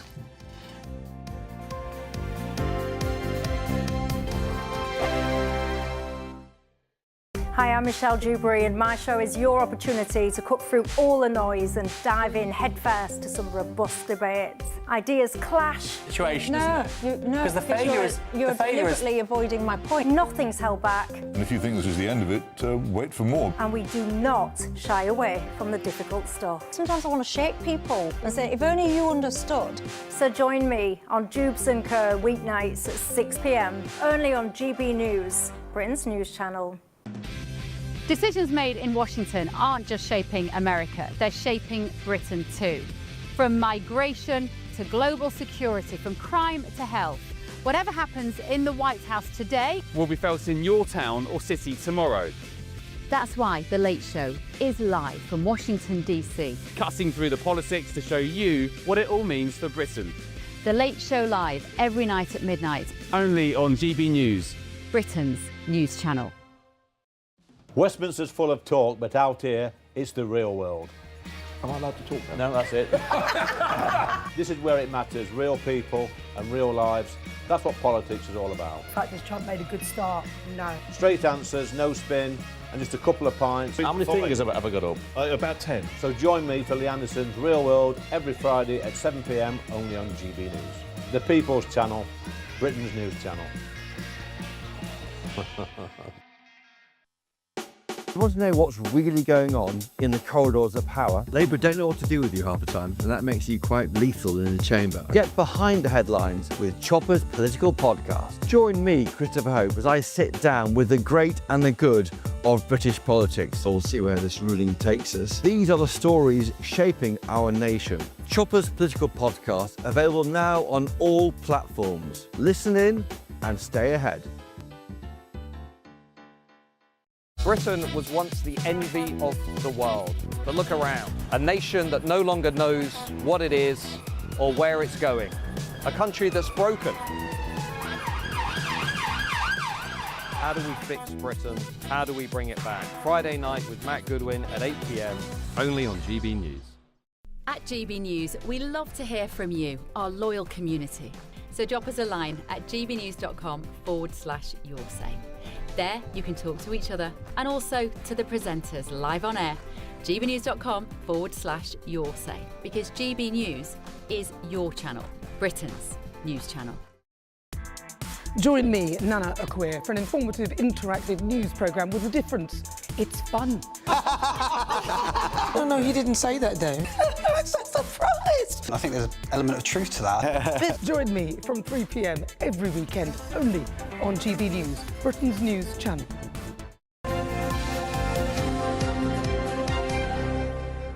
Have you been offered a career break? And if you were, would you take it? Because more adults are considering taking one, as traditional retirement plans are no longer the norm. Well, if you But then you're not retiring if you're taking a sabbatical. Yeah.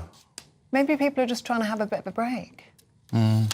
And then going back. Well, if you fancy having some extra time off, finance experts say it pays to plan ahead, so it could be an affordable option. Today we're asking, should employers encourage you to have a career break? To debate this, we're joined by political commentator with Young Voices UK, that's Noel Colgali, and political commentator Suzanne Evans. Very nice to see you both, very good.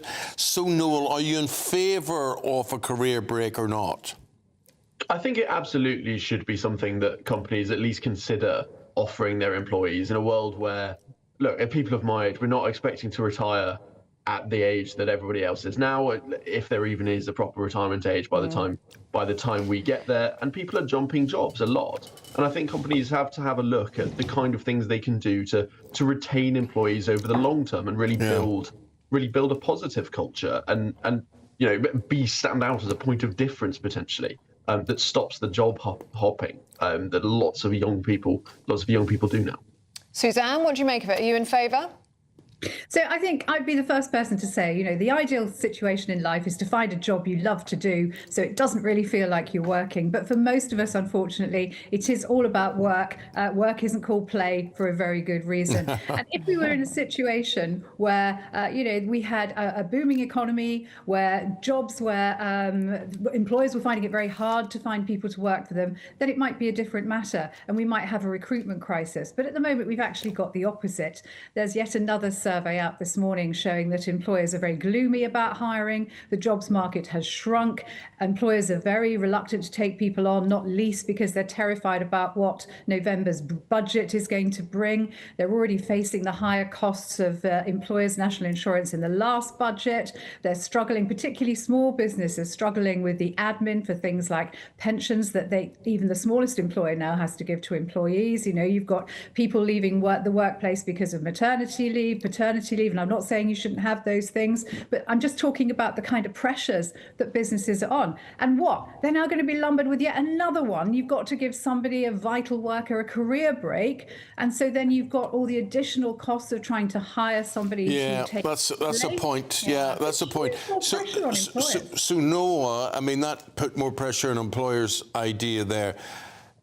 And you as an employee, it takes one off the conveyor belt and perhaps then impedes your natural progression in a company or the experience that you'd be building up?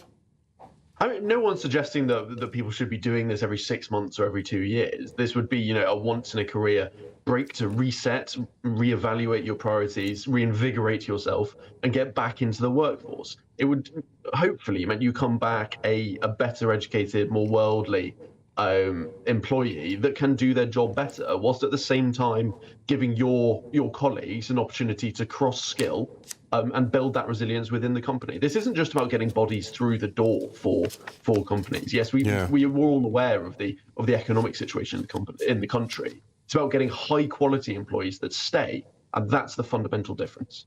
Is it a long-term approach then, do you think, Suzanne? It's more about actually getting people to stay, but just giving them that rest, that break. But they're not staying if they're going off, are they? I would argue coming back. It would be better that employers should give perhaps a longer holidays. I think for some people, they feel that 21 days or whatever it might be plus bank holidays isn't quite enough.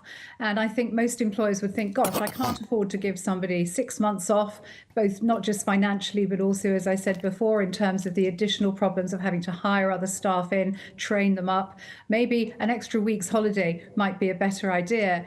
And with the best will in the world, we all come to moments in our life when we have to reassess what we're doing. But I don't think that takes a sabbatical. It might just take a weekends of good hard thinking, really, and chatting to your friends and trying to sort out if this job that you're in is the right one for you or not. But certainly not to think, well, it might not be the right job to me, so I'll go away for a year and the employer can fund the cost and then I might just not come back. I just don't think that's fair on employers. Okay, thank you both for those arguments. I don't know, where do you stand on it? Well, I'd worry if I took a break from here that you'd be replaced and then you couldn't come back to your job. I think that's a very good point, and Suzanne sort of really suggesting that as well. Yeah. But I think it depends. I think if you really enjoy your job, you wouldn't want a career break, would you? But then if you're umming and ahhing, well, if you do something you love, you'll never work a day in your life. That's where you got to get it right. Noah and Suzanne, thank you both very much indeed. Appreciate it. 28 minutes past 7 o'clock coming up. What have we got? Well, it got rowdy at the Ryder Cup. We're going to tell you more about that next with Paul Coit.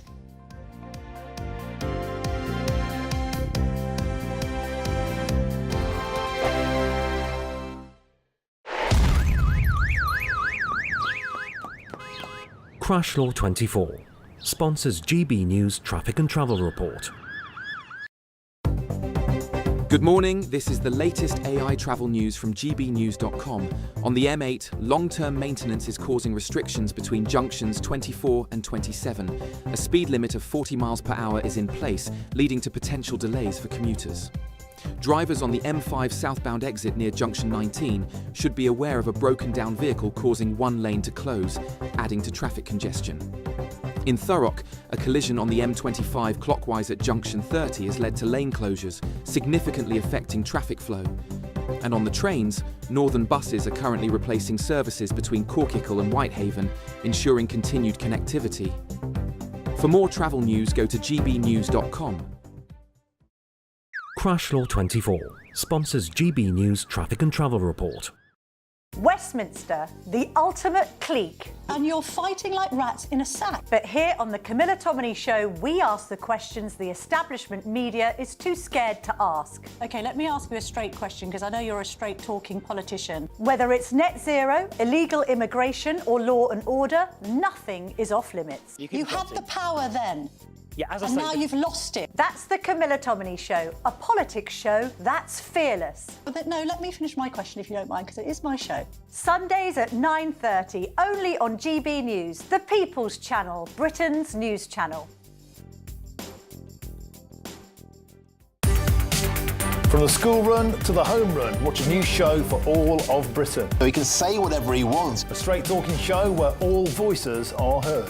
And, you know, when are we going to stop talking about smashing the gangs and actually do it? With the stories that matter from every part of our country. There's a bit of a crash landing there for your Chancellor. Bold, fearless and standing up for you. That's me, Martin Daubney, 3 p.m. till 6 p.m. weekdays, here only on GB News. The People's Channel, Britain's news channel. Decisions made in Washington aren't just shaping America, they're shaping Britain too. From migration to global security, from crime to health. Whatever happens in the White House today will be felt in your town or city tomorrow. That's why The Late Show is live from Washington, D.C. Cutting through the politics to show you what it all means for Britain. The Late Show live every night at midnight. Only on GB News, Britain's news channel. Britain was once the envy of the world. But look around. A nation that no longer knows what it is or where it's going. A country that's broken. How do we fix Britain? How do we bring it back? Friday night with Matt Goodwin at 8 p.m. only on GB News. Welcome back. It's sports time. Paul Coyte's here with us. Morning. Morning. How are you enjoying the tea that I've made for you? It's pretty tasty, huh? Lovely. There you go. You need to have another 9 got today. an assortment of things to eat with it, which is good. OK, well, you feel free, yeah? As long as you're OK there. Ryder Cup action. Oh, God, it was so exciting. It was great. And the fact that America turned things round when it came to the singles on Sunday, they were winning one, then another one, then another one. It looked like it was all done and dusted, that Europe were going to win it very easily, but it wasn't the case. But eventually it came through. It took a while. Shane Lowry was the one that sank the putt that retained the Ryder Cup, which they needed 14 points. The celebration was just great. You know, there's no joy like a sporting win. And you see the way he jumped around the green. It was just pure unadulterated, I can't even say it, unadulterated joy. That's what it was, and it was just terrific. So, and I'm going to show you some more fun and some more joy. Let's have a look at the team. This one's on, I think we've got them on the coach. Firstly... Europe's on fire. USA is nearby. Europe's on fire. USA is nearby. Europe's on fire. USA is nearby. Europe's on fire. Na, na, na, na, na, na. Isn't that great? It is great because these players would be playing against each other normally. Yeah. And be rivals, and now they are all one. These are multi-millionaires as well. Yeah. But they're just...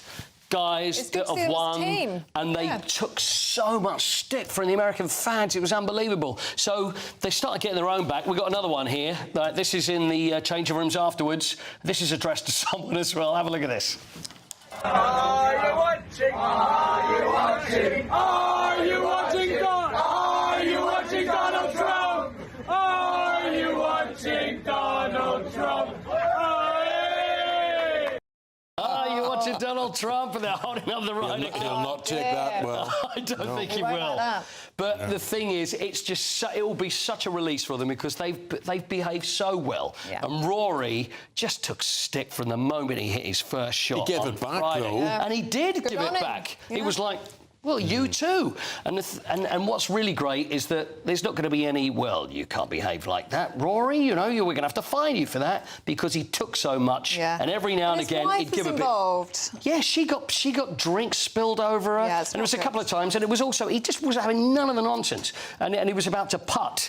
And then it all started, they're all shut. I mean, some of the things. Did you see the ruling body intervening on this and saying next time round, you know, in a couple of years' time, there've got to be changes? I don't know what they can do, Eamonn. See, it's going to be in Ireland in 2 years. And as Shane Lowry said, you know, we're looking forward to that. And to tell you what, they won't be behaving like they are here. But that was especially bad. They expected it. It's always noisy in the States. But I don't think in the New European York, supporters should enter into this. I don't think they should. But the thing is, there were a lot of European fans there. Yeah. But they were singing. They were singing for the players. And it was one of the players that said this, saying, well, you know what?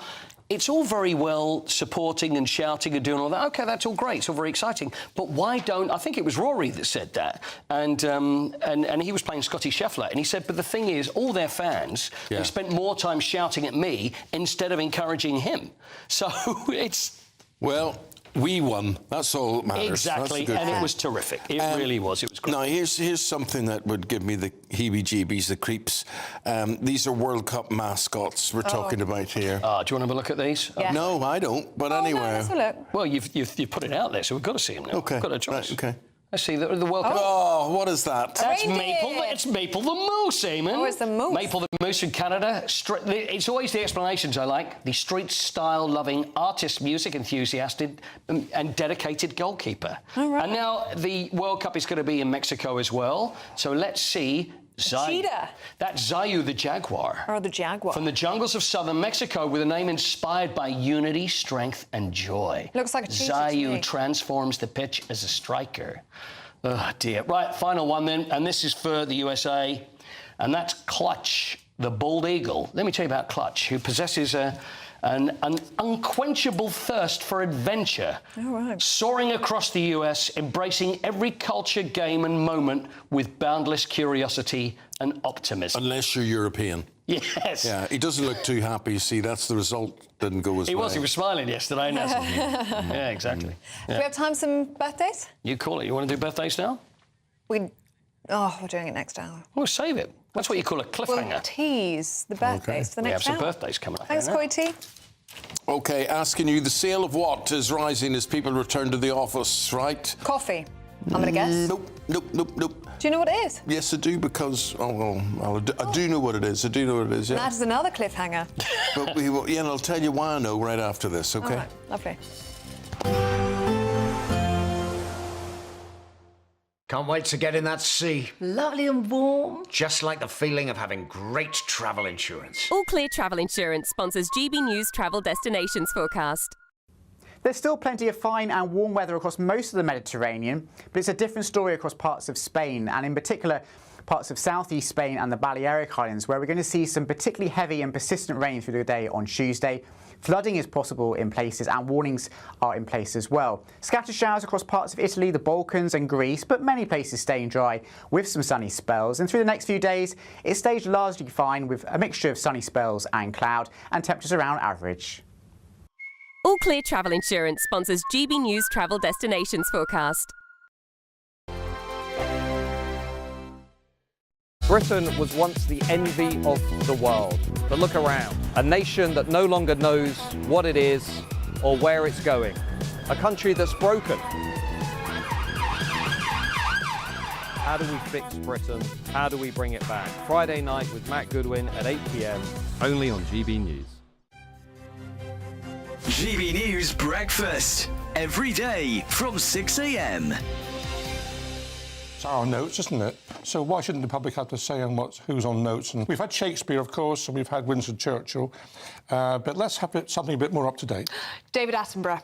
A brilliant idea. Thank you. Brilliant idea. No, I've just come up with that, and I thought that was quite good. And then they also encourage ideas, nature, don't they? So I thought maybe some acorns. Why not a beaver? A beaver is a great idea, Claire. You still cannot pass a Scottish note in anywhere in England, and for fear it will not be accepted as legal tender. It is legal tender. Of course but it is legal. Yeah, it is legal tender. Same as an Ulster note. Yeah. And see, the minute they start to hold it up in the air, I'm like, I'm going to get you. It's legal tender. It's legal tender. I prefer to use cash in most cases, OK? But we're finding that more and more people are not actually using cash, and then the Bank of Wokery have now said, let's get rid of the historical features on it, and let's move on with something more modern. No, so I'm glad you like that, They Norman. want to get rid of it because it gives them control, it gives governments control, that they can see everything you're spending, everything you're doing, and how you're spending it. I think it's really creepy. So do I. The other thing that's wrong with it, actually, paying by card, is that the people who own the transaction between the retailer and the customer are all American companies. Yeah. And they take a rake off of about 1%, 2% for nothing. Do you remember? That's all money going out the country. Right, and by the time it's passed on, if you tap and go, then it's diminished. Whereas if you had the physical £10, it's still £10. Well, it's interesting that we three would like the feel of notes. And I like the feel of notes as well. That's four of us. I feel rich when I've got cash in my Younger pocket. people in general, I mean, I couldn't give my kids money. You say... You can give me money anytime. GB News, the People's Channel. At GB News, we love to hear from you, our loyal community. So drop us a line at gbnews.com/yoursay. There you can talk to each other and also to the presenters live on air. gbnews.com/yoursay, because GB News is your channel, Britain's news channel. Join me, Nana Akwe, for an informative, interactive news programme with a difference. It's fun. No, he didn't say that, Dave. I'm so surprised. I think there's an element of truth to that. Join me from 3 p.m. every weekend, only on GB News, Britain's news channel.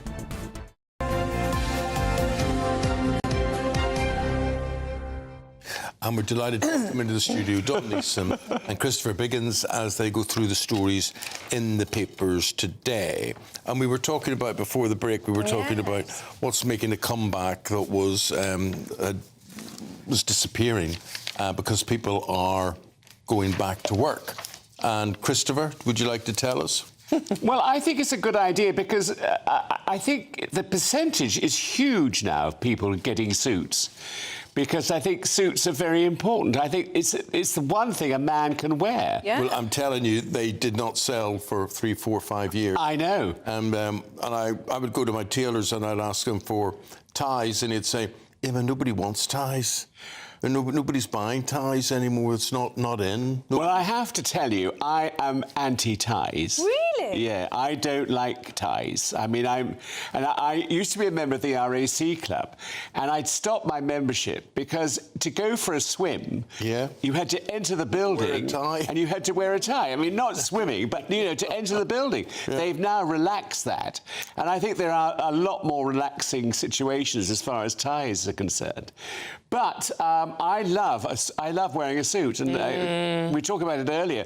My tailor's Cad and the Dandy in Savile Row, and they're fantastic and not as expensive as you think. Well, I'm very pleased to see this. I think this is welcome news, Dawn. I think it's... Well, you've always got... I always wear... excuse me, I always wear... You've been keeping it all afloat. Single-handedly, yeah. No, I think when you work on newspapers, old-school newspapers, like I did for years, you do wear a suit. It is part of what you do as the editor of a newspaper. You wear a suit because you never know. One minute you can be interviewing the Prime Minister, you never know what you're going to be doing.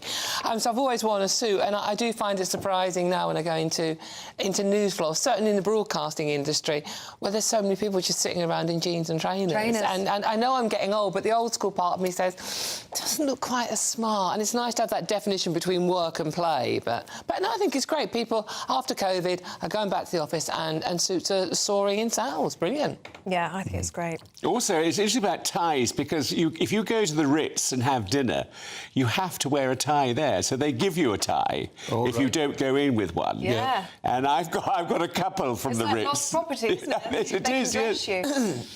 But I think it's good to go back to those good old days of where people wear suits. Something we're going to be talking about shortly because we're at the Labour Party conference today, and that is the headline in the front of the Mirror is paid work for all jobless young people, right? OK, Dawn, tell me about this. So many questions on this one. Basically, it's Labour will today promise a paid job for all young people as part of a new youth guarantee. This is something Chancellor Rachel Reeves is going to announce. Now, it's like, first of all, this is we already know we have way too many young people unemployed, not working, and on benefits. The benefits bill is blooming. It's brilliant. Work is the best thing for your physical and mental health. Getting people back into work, absolutely fantastic idea. How you do it is another matter. How is she going to guarantee jobs for people? Are there the jobs to offer? Where are these jobs? What are these jobs? Especially considering many small businesses are closing down because of the national insurance rulings they've introduced. So where are the jobs coming from in the first place? And if you don't accept these jobs, young people, you're going to have your benefits removed. What are you going to do with those young people then? If they're not working, not earning money, they can't claim benefits, what are we going to do? Starve them in the gutter? I don't understand how this is going to work. I mean, we might hear more when she makes her speech this afternoon, but I really don't understand. And, Ellie, if a right-wing party, either the Conservative or Reform, had come out with this, you can imagine the Labour Party screaming blue murder. We could say exactly the same thing about the migration plan today, couldn't we, Shahban Mahmood? Yeah. When talking about a good standard of English, if that came from the Reform, for example, it would be racist. People got to speak English. That's very racist. But and it's like under a Labour government, it's acceptable. Well, maybe we'll hear more about this policy later on. But I'd certainly, on the story we have at the moment in the Mirror, I have so many questions about it. Right.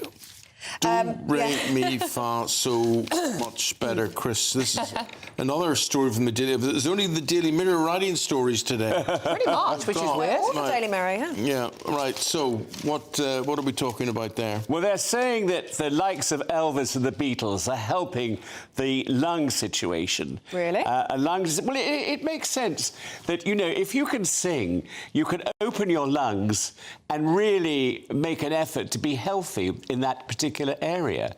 I mean, all actors and singers, they always do exercises like, you know, do re mi la so da vi ba, and it's to open the lungs. Will you do that before your pantomime? All the time. No, but it is important that you get those lungs working. Otherwise, if you don't, things could be really disastrous. And it's proved this in this particular article.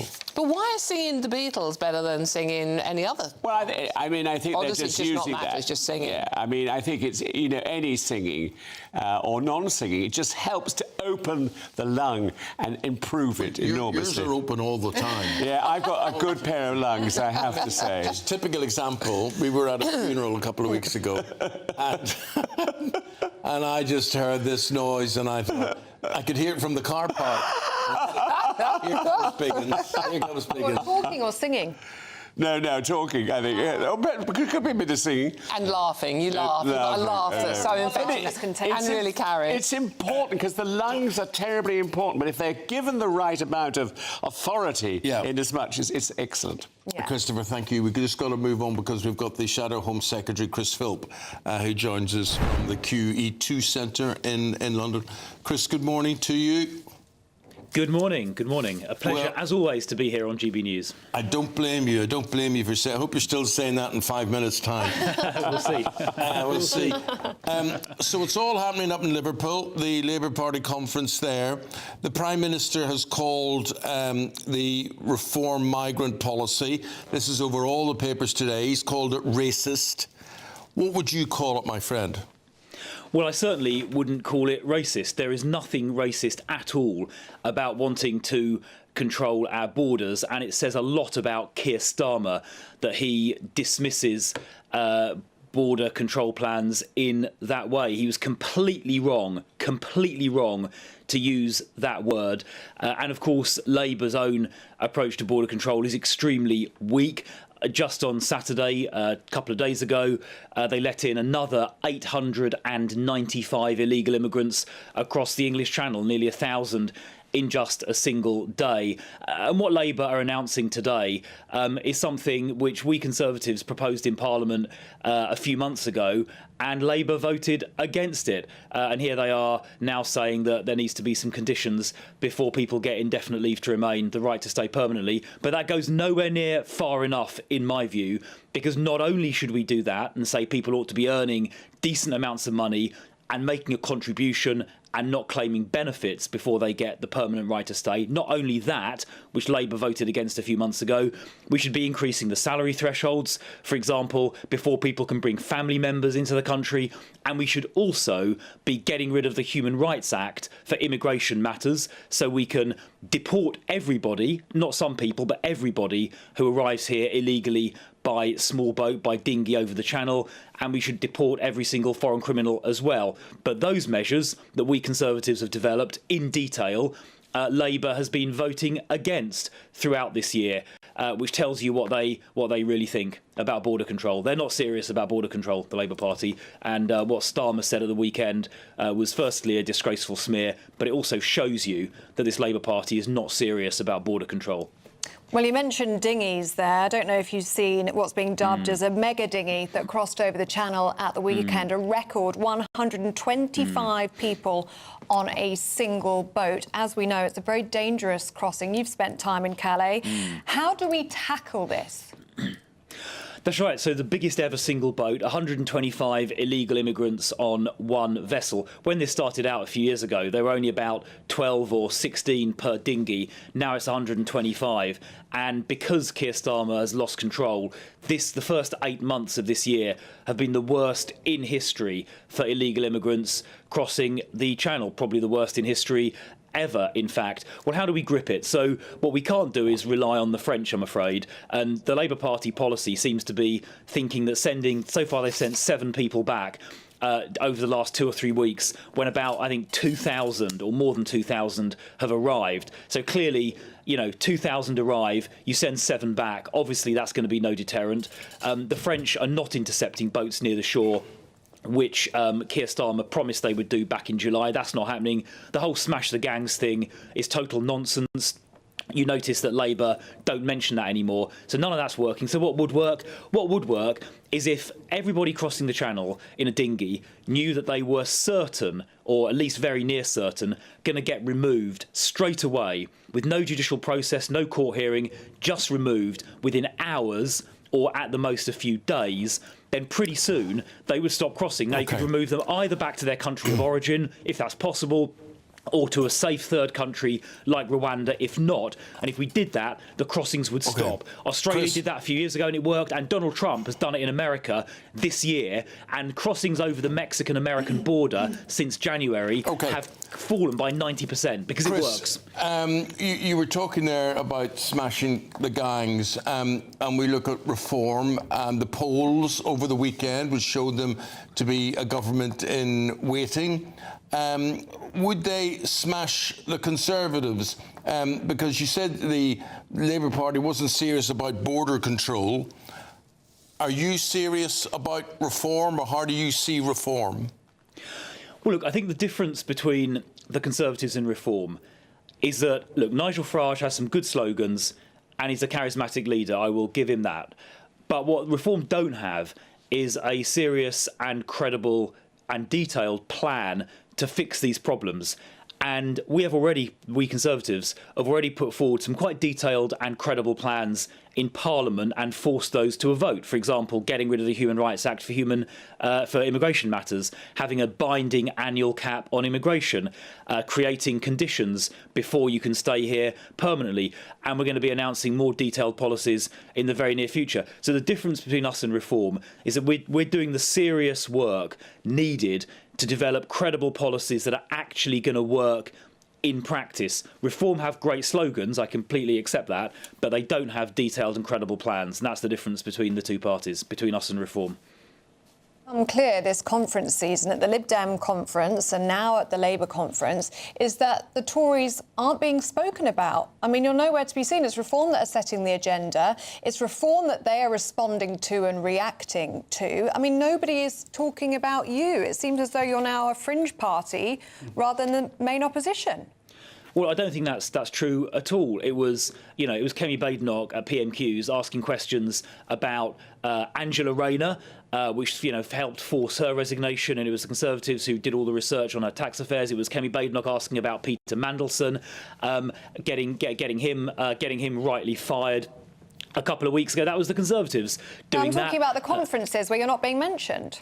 Well, look, I mean, our conference hasn't happened yet, to be fair. I mean, our conference is next week, so I expect when our conference happens, it will get reported very widely. The Reform conference didn't really get reported at all, actually, although, to be fair, that was partly because Angela Rayner resigned at the same time, but their conference barely got reported at all. And, by the way, and Labour's announcement today on indefinite leave to remain is a copy and paste of what we put down in Parliament a few months ago, except it doesn't go far enough, as I've said already. Chris, so we are setting the agenda for opposition. We can't go any further. We're out of time, my friend. Thank you very much indeed for your time today.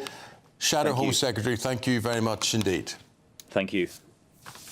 Right, here we have the weather. We'll say goodbye to Dawn and Chris. Back after this.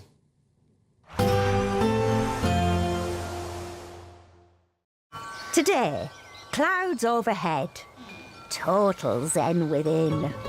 Box Solar sponsors the weather on GB News. Good morning and welcome to your latest GB News weather update from the Met Office. Parts of northwest Scotland will have a fairly breezy picture through the course of today with some rain at times, but for most of us, once any fog is cleared, it's going to be a fine day with plenty of sunshine. But do leave some extra time for your morning commute, perhaps first thing this morning in eastern parts of England, because the fog here could be particularly dense and a little bit slower to clear than elsewhere. Plenty of sunshine though for most of England and Wales and eastern Scotland. Some cloud developing as we go through the course of the day, but a fine picture for most nonetheless.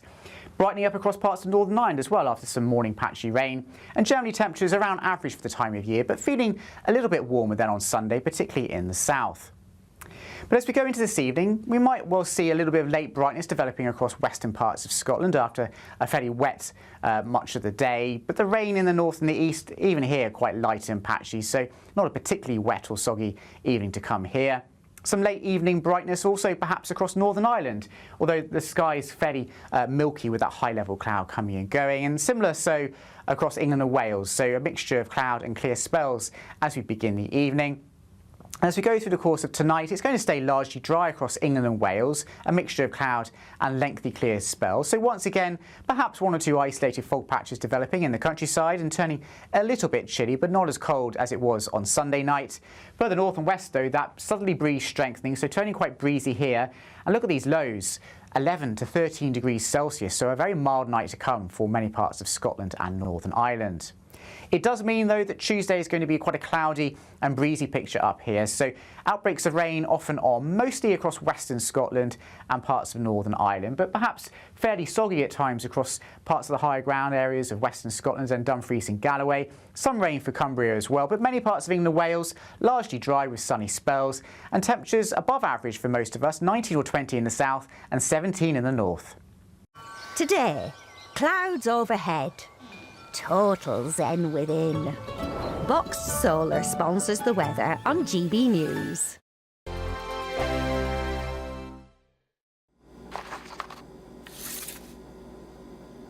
Crash Law 24 sponsors GB News Traffic and Travel Report. Good morning, this is the latest AI travel news from gbnews.com. Currently on the M42 southbound near Junction 10, a collision has led to one-lane closure. Meanwhile, near Thurrock on the M25 clockwise at Junction 30, another incident has caused one of 3 lanes to close. In Kent, a broken-down vehicle on the M20 westbound between Junction 4 and Junction 2 has restricted traffic to 3 lanes. In addition, on the trains, Avanti West Coast services between Llandudno Junction and Rhyl are facing disruptions, while Northern is replacing trains with buses between Corkicle and Whitehaven. Stay up to date at gbnews.com for more travel news. Crash Law 24 sponsors GB News Traffic and Travel Report. It's our biggest Great British giveaway to date. You could be driving away with this brand new Benamar Primera motorhome. This 4-berth home from home comes complete with integrated kitchen and bathroom areas and has all of the tech you'd expect from the latest 2025 model. We'll also give you an incredible £30,000 in tax-free cash to make sure that any adventures you take in your new motorhome are taken in style. For a chance to win, text WIN to 63225. One entry costs £2.50 plus one standard network rate message, or text BONUS to 63225. 5 entries cost £5 plus one standard network rate message. Go to gbnews.com/win. Entries start at £2.50. Call 0903 686 3232. Calls cost £2.50 plus your network access charge. Or post your name and number to GB16 PO Box 8690 Derby DE1 9TT. UK only. Entrance must be 18 or over. Lines close at 4 p.m. on the 31st of October. Please check the closing time if listening or watching on demand. In the GB Newsroom, we bring you the news as it happens. With our team of dedicated journalists across the UK, we're ready to keep you up to date with what's happening every half an hour, every single day. Bulletins here on GB News, the People's Channel, Britain's news channel. Britain was once the envy of the world. But look around. A nation that no longer knows what it is or where it's going. A country that's broken. How do we fix Britain? How do we bring it back? Friday night with Matt Goodwin at 8 p.m. only on GB News. At GB News, we love to hear from you, our loyal community. So drop us a line at gbnews.com/yoursay. There you can talk to each other and also to the presenters live on air. gbnews.com/yoursay, because GB News is your channel, Britain's news channel.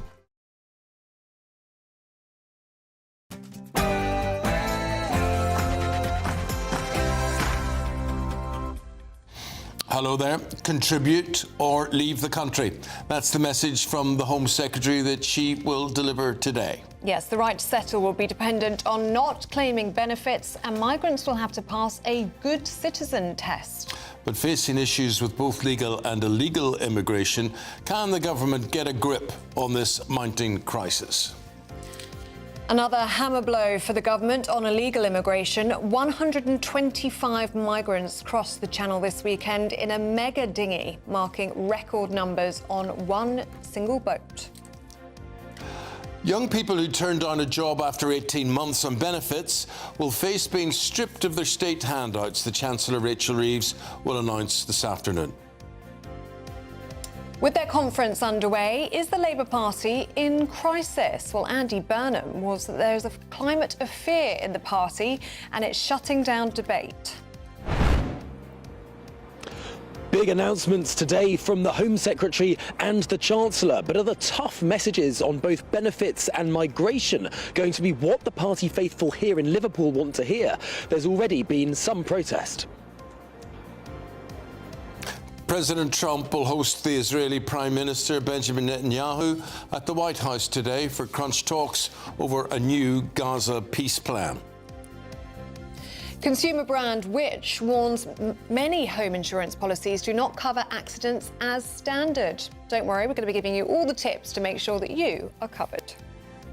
And in sport, well, it's 3 a.m. in New York. I think that's a Simon & Garfunkel song. And I imagine there are still 12 European golfers celebrating a brilliant Ryder Cup win against the USA right now. Arsenal celebrated a very late winner to beat Newcastle at St James's Park yesterday. And tonight, Nuno Espirito Santo starts his new job as West Ham manager with a very tough trip to Everton. Some of us are waking up to foggy scenes out there this morning, but will the sunshine return? Find out in your full forecast coming up. Hello there, very good to see you on this Monday morning. Thank you for starting your day and your week with us. We're with you until 9:30. I'm Eamonn Holmes. I'm Ellie Costello, and this is GB News Breakfast.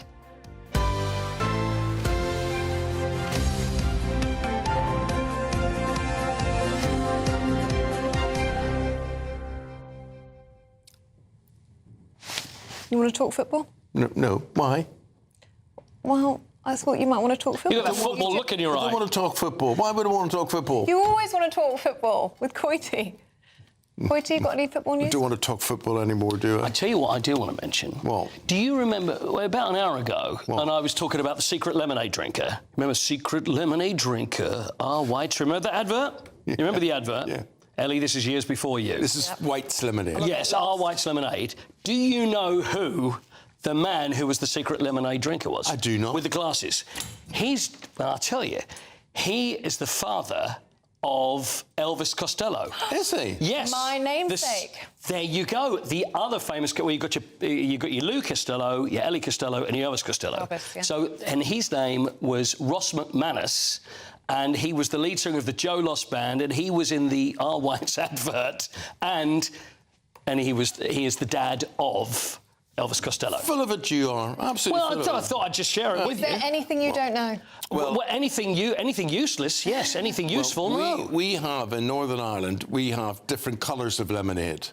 Do you? Yeah, so we have brown lemonade and orange lemonade and it's red the yellow lemonade you've got to keep away from, right? I bet the brown one doesn't look very appealing. No, it looks fine. It's fine.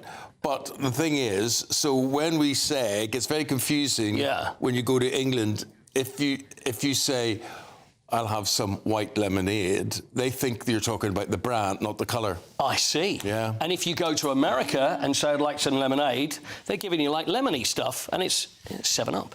So, there you go.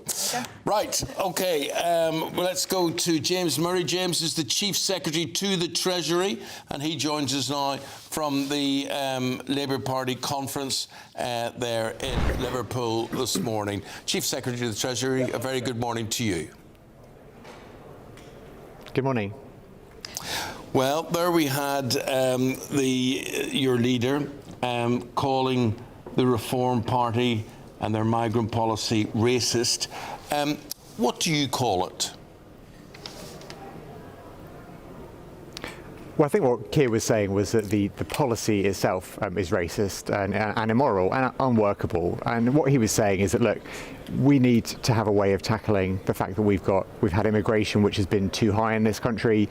We obviously need to tackle the huge asylum backlog, but we need proposals that are workable and that fit with the values of people in Britain. And that's what we're doing. So we're going at this problem from every possible angle to make sure we bring down the level of migration, we close the asylum hotels, and we have a firm and managed system in place. And that's the vision that which Keir and the rest of the Cabinet have been setting out.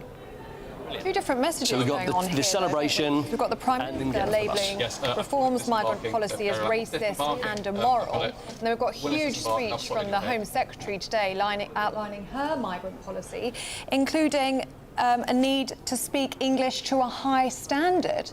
I mean, if that was coming from Reform or if that was coming from the Conservatives, you would dub that as racist. How is the Reform policy racist, but yours isn't?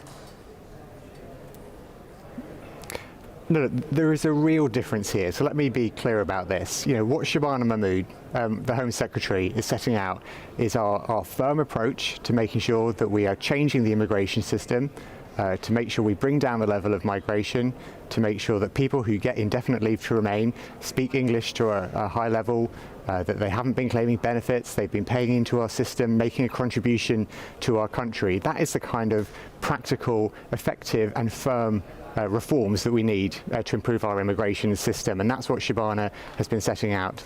The proposal which Reform set out, I mean, within about an hour or so of them setting it out in the last couple of weeks, it fell apart in terms of all of the details that they hadn't thought through about how the policy would work. And let's be really clear what their policy would mean. Their policy would mean that people who are in Britain, who maybe have family here, who have been working for many years, maybe set up a business, you know, part of the community, they would be taken out of the community and not allowed to continue as part of our country. And I think people have a sense of fairness in this country. People want a much firmer approach to immigration, and that is what we're doing. But people know when ideas go too far, and that's what they saw in Reform. So I think people want a practical, effective and firm response, and that's what the Labour government is offering. The polls over the weekend show that they actually want Nigel Farage. They want Farage's policy. This is exactly what they want to hear. We've got mega polls saying that Reform UK are a government in waiting. Well, look, I think there are going to be lots of polls over the course of this Parliament, and to be honest, the only poll that will matter in terms of whether Labour gets a second term is the poll at the end of this Parliament when we go back for the next general election. You know, what we have to be focused on as a government is making the change happen that we promised. So we have to get immigration under control. We have to close the asylum hotels. We have to build more housing. We have to invest in transport. All of the stuff we said we were going to do, that is what people want to see, and that's what drives us. That's what we're focused on. Because I want to be able to knock on doors in a few years' time at the next general election, and when people say, what have you done? I want to be able to answer people and say, look, we've done this in terms of getting NHS waiting lists down. We've done this in terms of investing in transport in your local area. We've done this in terms of building more homes. The job will not be done by the end of this Parliament, but we will have started taking steps in the right direction. That is what I think people want. People want practical solutions to the issues that everyone knows the country faces. Mm-hmm. They want practical solutions which will make a real difference in people's day-to-day lives. But James, and I totally get what you're saying there, but that was all, you were talking about spending money there. People also want you to get a grip of the purse strings and, you know, sort out the economy. And as Chief Secretary to the Treasury, what things are being announced that are going to save the country money? Well, let's be clear that all of the spending which was announced at the spending review earlier this year, that was all within the Chancellor's fiscal rules. And you might have heard the Chancellor talking about her fiscal rules and how they are absolutely ironclad and absolutely non-negotiable. And what the fiscal rules mean is that day-to-day spending has to be paid for through tax receipts. So there'll be no more borrowing to pay for day-to-day spending. All of that day-to-day spending will be paid for through tax receipts. And that's like households across the country know that if you spend money, you have to say where you're going to get it from. And that's exactly what we're doing as a government. So all of the plans that we're setting out are within that spending, within the spending that we've already announced, and as I said, in alignment with those fiscal rules. And I know when people talk about fiscal rules, they might sound a bit abstract and distant from our day-to-day lives, but what it really underpins is a stable economy.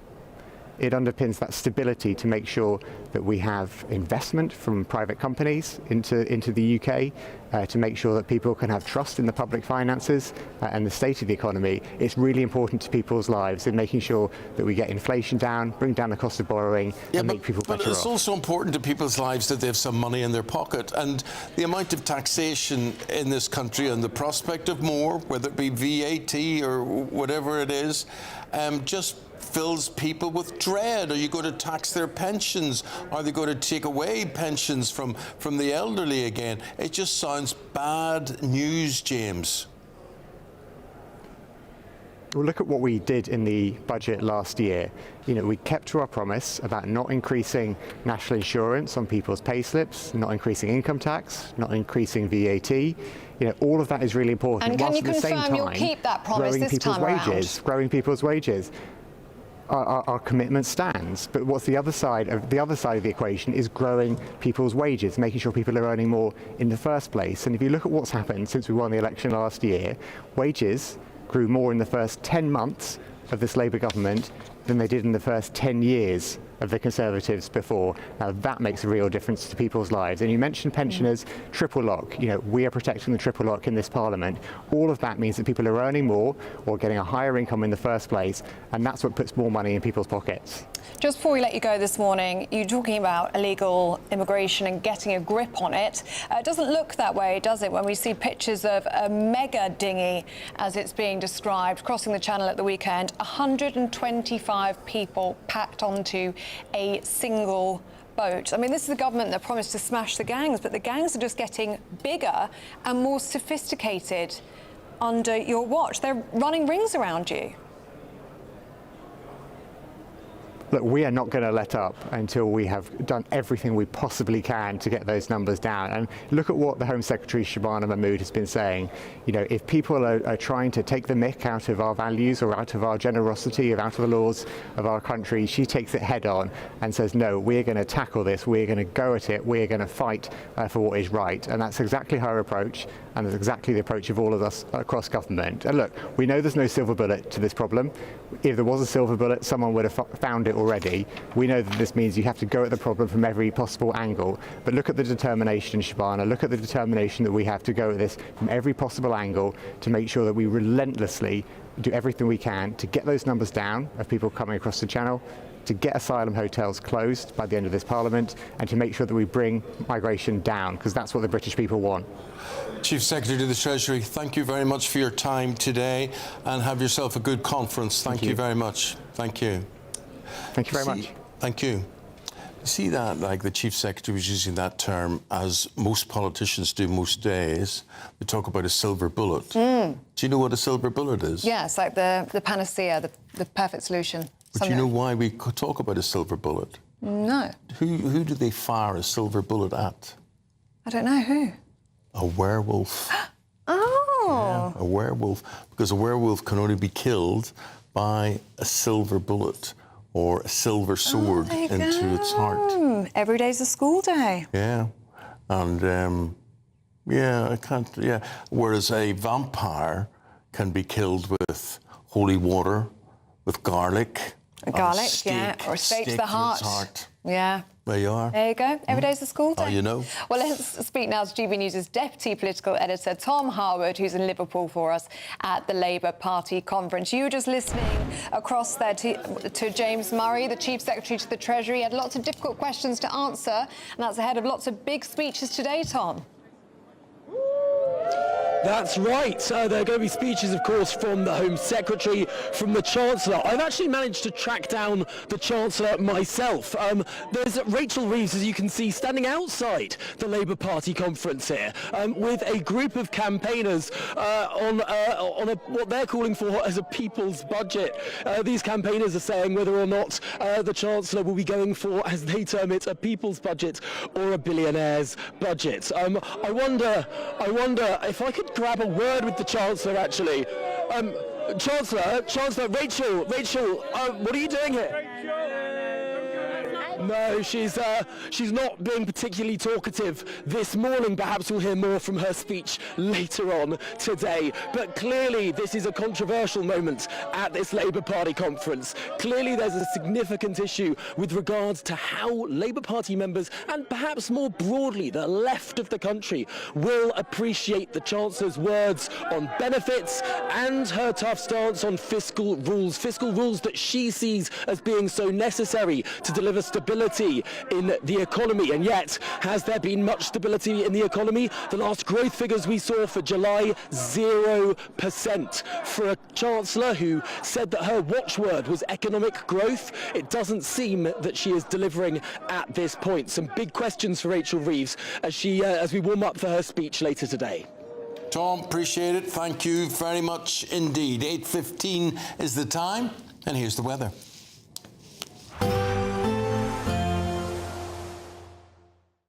Expect warm spells with the odd rude interruption. Box Boilers sponsors the weather on GB News. Good morning and welcome to your latest GB News weather update from the Met Office. Parts of northwest Scotland will have a fairly breezy picture through the course of today with some rain at times, but for most of us, once any fog is cleared, it's going to be a fine day with plenty of sunshine. But do leave some extra time for your morning commute, perhaps first thing this morning in eastern parts of England, because the fog here could be particularly dense and a little bit slower to clear than elsewhere. Plenty of sunshine though for most of England and Wales and eastern Scotland. Some cloud developing as we go through the course of the day, but a fine picture for most nonetheless. Brightening up across parts of Northern Ireland as well after some morning patchy rain, and generally temperatures around average for the time of year, but feeling a little bit warmer than on Sunday, particularly in the south.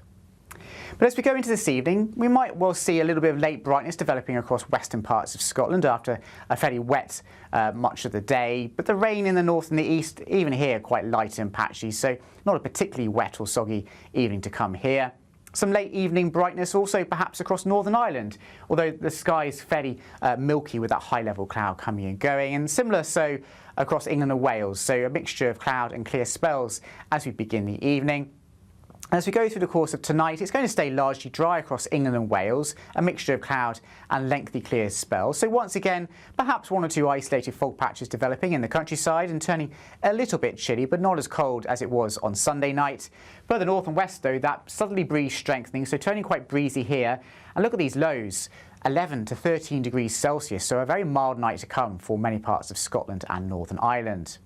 It does mean, though, that Tuesday is going to be quite a cloudy and breezy picture up here. So outbreaks of rain off and on, mostly across western Scotland and parts of Northern Ireland, but perhaps fairly soggy at times across parts of the higher ground areas of western Scotland and Dumfries and Galloway. Some rain for Cumbria as well, but many parts of England and Wales largely dry with sunny spells, and temperatures above average for most of us, 19 or 20 in the south and 17 in the north. Expect warm spells with the odd rude interruption. Box Boilers sponsors the weather on GB News. Now it's time to tell you about our Great British Giveaway, your chance to win a brand new 4-berth motorhome worth over £74,000, plus a whopping 30 grand in tax-free cash to spend on anything you like. OK, here's Haley Sparks. She will explain. It's our biggest, greatest Great British giveaway to date. Your chance to win a prize package worth over £104,000. You could be driving away with this brand new Benamar Primero motorhome. With thanks to Marquis Leisure, this 4-berth home from home comes complete with integrated kitchen and bathroom areas, sky view roof light, and has all the tech you'd expect from the latest 2025 model. We'll also give you an incredible £30,000 in tax-free cash to make sure any adventures in your motorhome are taken in style. For another chance to win, text WIN to 63225. One entry costs £2.50 plus one standard network rate message. Or text BONUS to 63225. 5 entries cost £5 plus one standard network rate message. Go to gbnews.com/win. Entries start at £2.50. Call 0903 686 3232. Calls cost £2.50 plus your network access charge. Or post your name and number to GB16 PO Box 8690 Derby DE1 9TT. UK only. Entrants must be 18 or over. Lines close at 4 p.m. on the 31st of October. The winner will be contacted live on GB News, week commencing 10th of November. Please check the closing time if listening or watching on demand. Good luck. Your home insurance, right? Your house insurance, what does it not cover you for? Make a claim and find out. We're going to be discussing accidents. Apparently they're very loath to cover accidents in the house, and you know, if you're accident prone, the next item's for you. Home insurance policies next.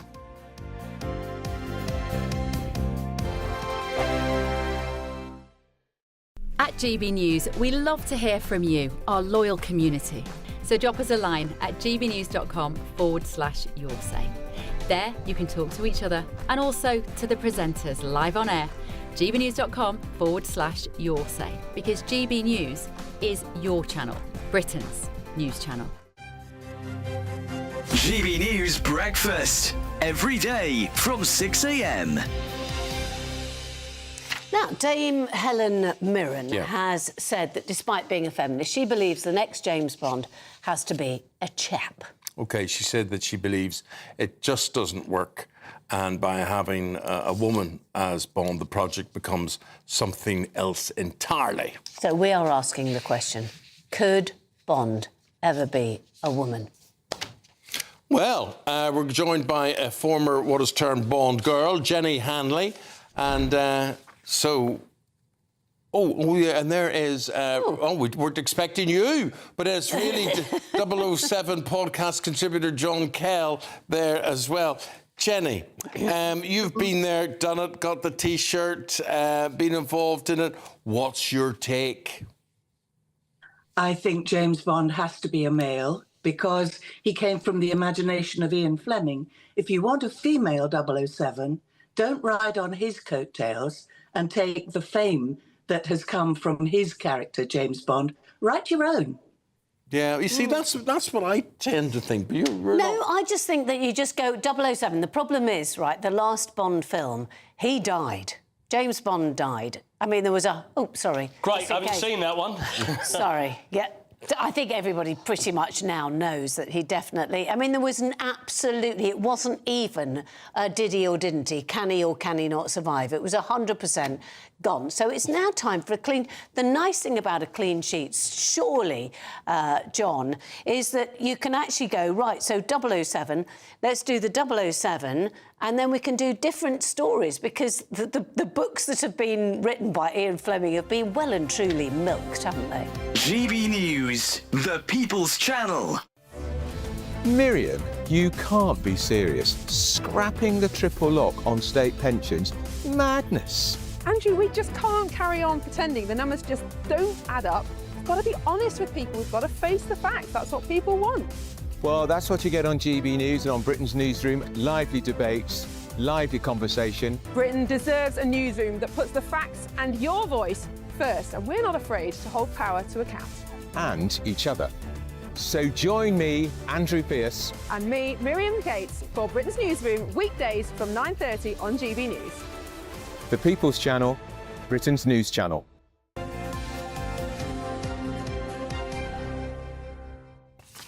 Welcome back to Breakfast. Now, new analysis by Which has highlighted a common misconception among homeowners. Which is? Regarding their insurance policies. Well, a lot of home insurance policies don't actually cover for accidental damage. And we assume it does. Well, yeah. I think that would be one of the most important things it should cover. So whether it's buildings or contents, is that included? Have a look. But it's often not the case. Let's talk to consumer journalist Harry Wallop about all of this. People would just assume it's there automatically. If you've got something covered, you know, that's going to be it. Yeah, I mean, that is, I think if you look at all the surveys, the majority of people do presume that accidental damage, you know, a ball that's smashed in through your window from a neighbour's garden, for instance, or you know, some paint has spilled while you're doing some DIY, people presume that that is covered under either home buildings insurance or under contents insurance. And this investigation by Which suggests that in about a third of cases, it is not covered. And it goes to the, you know, the usual advice, which is read the small print. It will be made clear in your buildings insurance or your contents insurance whether accidental cover is included, but frequently it is not. I mean, Harry, for lots of people, it would be too little too late, wouldn't it? They wouldn't find out that they're not covered until they went to make a claim. Yeah, I mean, the issue is, of course, about a fifth. I mean, it depends on different things you look at, but most people agree around about a fifth of all claims for home insurance is for accidental. I mean, that is the thing that, you know, you most frequently, you know, you have problems with. And therefore, that is going to be, for those people, it is going to be a surprise if they discover that it's not covered. But why isn't that put as a priority? Why don't the companies point out right from the start, we should tell you that accidental damage is not covered? Why aren't they telling us that up front? Well, of course, in some cases they are, because they want to upsell you additional accidental cover insurance. So it's quite a clever technique. They say, oh, and would you like accidental cover as well? So there is, you know, they are, and it is always very clear, but, you know, some people just, particularly people who auto-renew, which is a classic mistake to make. You know, people are busy and they just think, oh, insurance is something that I have to have, I don't want to have, I'll pay the bare minimum. And then they discover, you know, when push comes to shove, that actually they haven't got the one thing that they really needed. So what's your advice to people this morning, Harry? Well, it's read the small print and do not auto-renew. Never auto-renew with your existing home insurance or indeed any insurance company. Every year, put a note in your diary a good month before you need to renew, which is have a look to see whether you can get a better price elsewhere. And inevitably, sadly, you will. It is nearly always better value to move from a company. Even if you've been loyal with them for 15 years, they're not going to give you a good deal. Shop around. Right, so it may not always be about price, though. It may be about what you're covered for or conditions. I mean, because, Harry, just everything you were saying there, I would be the sort of person that if I was reminded I had to renew my insurance and, you know, at the end of November, whatever, I would just go ahead, yeah, do it. That's that box ticked. That's that done. Yeah, but you're quite right. You need to work out what's the thing that's most likely. I mean, I've had my bicycle stolen on multiple occasions because I live in London, and that, I'm afraid to say, is quite a common occurrence. But my home contents insurance does actually cover that. And I've made sure that it covers that, and it's well worth paying for. And I'm happy to pay a bit more excess because bikes are quite expensive. So you need to work out what is the thing realistically that's most likely to go wrong. And of course, you know, the terrible disasters of fire and floods, your insurance is going to be, you know, that's going to be covered. That's not a problem. Okay. But day to day, it's going to be that you've dropped your laptop or your bicycle gets stolen. So those are the things you need to check. Are they covered? Ask the question. If it's not, well, can you include it? If not, I'm switching and going elsewhere. Food for thought, Harry. Appreciate it. Thank you very much indeed, consumer journalist Harry Wallop. Thanks, Harry. We're just laughing there because I just very proudly said in the break, didn't I, that everything's good my end. My home insurance is just automatically renewed. And then Harry tells us that's actually a very bad idea. Check what you're renewing. Yeah. So I need to have a look at that. That's my homework.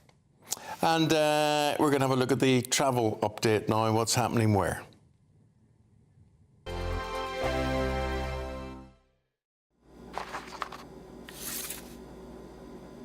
Crash Law 24 sponsors GB News Traffic and Travel Report.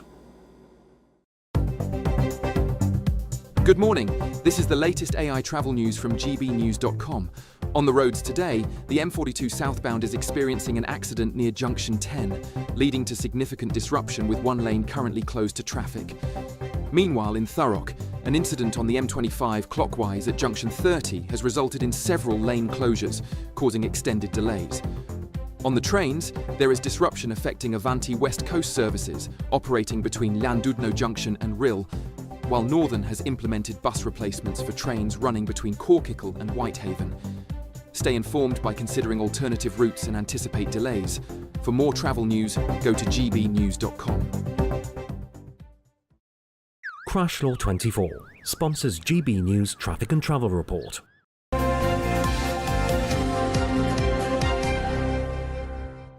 Let's take a short break and hopefully we'll welcome you back with Paul and all the sport, including he'll be teeing off with the Ryder Cup when we reckon the celebrations are still ongoing on that front. Back after this.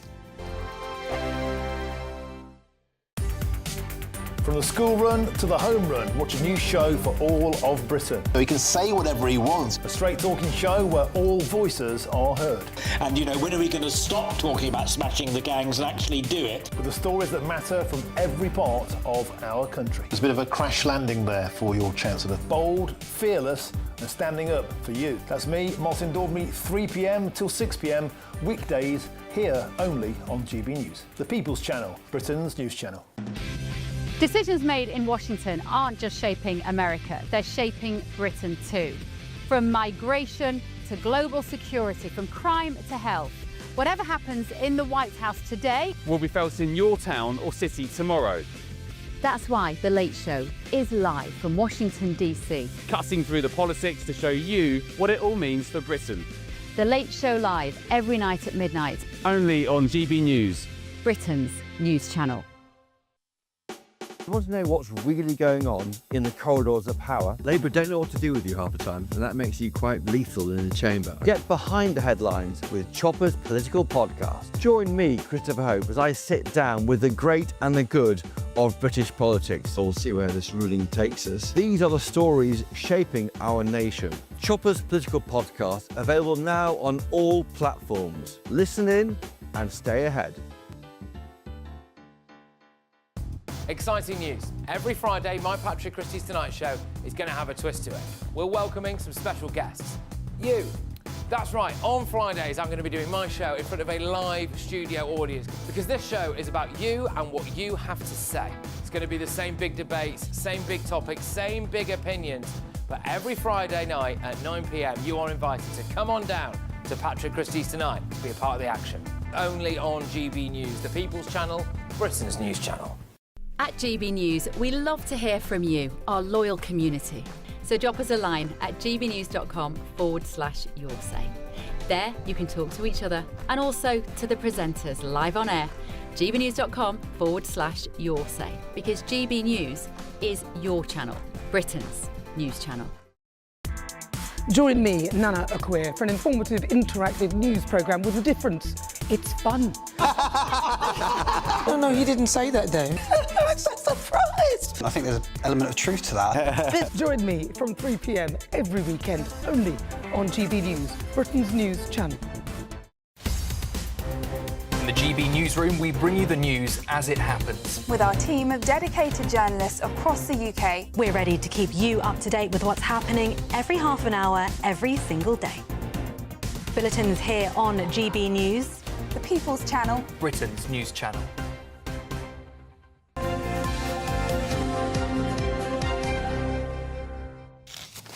Hello, Paul. Paul Coyte is here this morning, Eamonn. and still we're getting videos coming in off the celebrations from the European Ryder Cup players overnight. Do you think they're still up? I think they probably are. Definitely. I think they're probably still celebrating because it was the release and the relief and the excitement that happened straight afterwards. 15-13, Europe beat the USA, but it was 11.5, 4.5 at the start of the day, and then it was the singles. So 12 players, they play against 12, although Victor Hovland was injured, so they half his match with Harris English. So then after that, they play, and then America win, and then another one, and then another one, and another one, and then it started getting a little bit worrying around 10 or 11 o'clock last night as they start going down the 18th.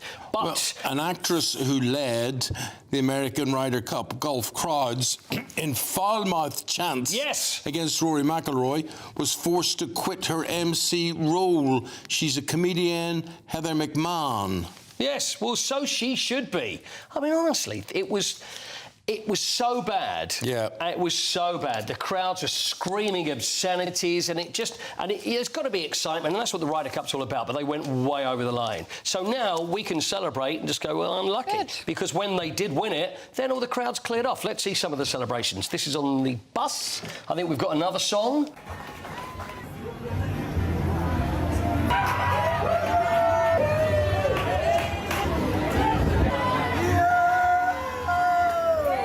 look at the... Oh, we finished it, have we? I thought we were going to see them all getting off the bus and then we were going to see Rory. Let's see the song instead, then, if we're going to be like that. Let's see the song. Let's see...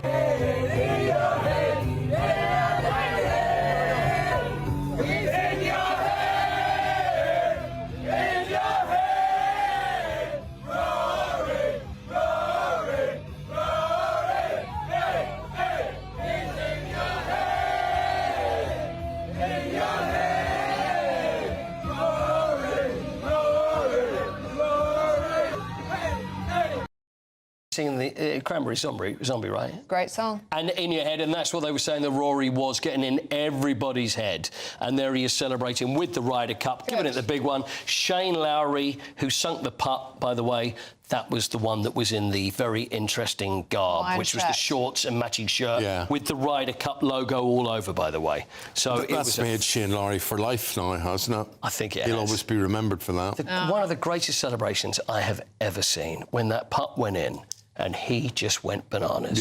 Yeah. Jumping. But then again, so was I, and I was at home. And I should have been in bed at that time. It was worth staying up for. It was more than worth staying up for. Very It was good. fantastic. So Ireland, in a couple of years, that's where the next Ryder Cup will be. Do you know where it is in Ireland? I think it's in the Republic. I don't think it's in Northern Ireland. I think. Could it be Adair Manor? Sorry? Would it be Adair Manor? I don't know. Well, we better find out where it's going to be so then we can get our tickets ready for then head over there. But anyway, it was a terrific night and a great weekend for you. Yes, so it is Adair Manor. Don't ask me how I knew that. 2026 Ryder Cup. OK, great. Here we Eamonn, are. can you get tickets? Yeah, Eamonn, can you take us? Could we caddy? I suppose we could. It's a lovely part of the world. Yeah. That would be great. Why don't we do breakfast from there? Can we sort everything out now? 2 years' time. Let's get it Eamonn, booked you in. have a word. Tonight, Everton versus West Ham. Nuno Espirito Santo, his first game as West Ham manager after Graham Potter got sacked on Saturday. But more importantly, would you like to play Yes. Ryder Cup birthdays? Finally. Right, Let's breakfast go. birthdays. Oh, Ryder Cup birthdays. Well, it's only because it's Ryder Cup, something to do with the Ryder Cup, but it doesn't matter. So, first one is... Sebco. It's His Lordship, Sebastian Coe. Great hair. He looks fantastic still. How old is Seb Coe? 72. He's older than me. I'd say he's 70. 69. Right. Very good guess. Let's go with another one. This is Lauren James, England and Chelsea footballer. How old? So she's playing now. Lioness, how old do you think? 29. 29? 24. Is the correct answer. Oh, 24. well Very good. Right, we've got two more. Next is Mark Nicholas, cricketer, former cricketer and cricket commentator and Spurs fan as well, by the way. Just throw that in. As is Luke Donald. Well done, Luke. So, Mark Nicholas, how old do you reckon? I'm going to throw 64 out there. 64 out there? 42. 42? What? Blimey, he'll love you. 68. Is he? 68. Oh, look, he's got a full head of hair. I know, they all had. It was the Yeah. time of the month, I think, when they were born. Final one, then. We've got an actor for you. The great Ian McShane, Manchester United fan. Lovejoy. Yeah, I would say Ian would be about 75. 75. 78. 83. Wow. Looks well. 83. Looks well. He does look well. Well, there, look, that's during the Lovejoy era. That was wow. Bring back Lovejoy, that's what I say. That's a head of hair. Good. Thanks, Paul. You Appreciate win. it. Congratulations. Thank you very much. The Ryder Cup and the birthdays. Well done, Eamonn. Still to come, if you're in search of some holiday sun, here it is. And we've got Greg the Bakers will be branching out. If you're in search of some holiday sun, don't know why these two things are connected, but there we go.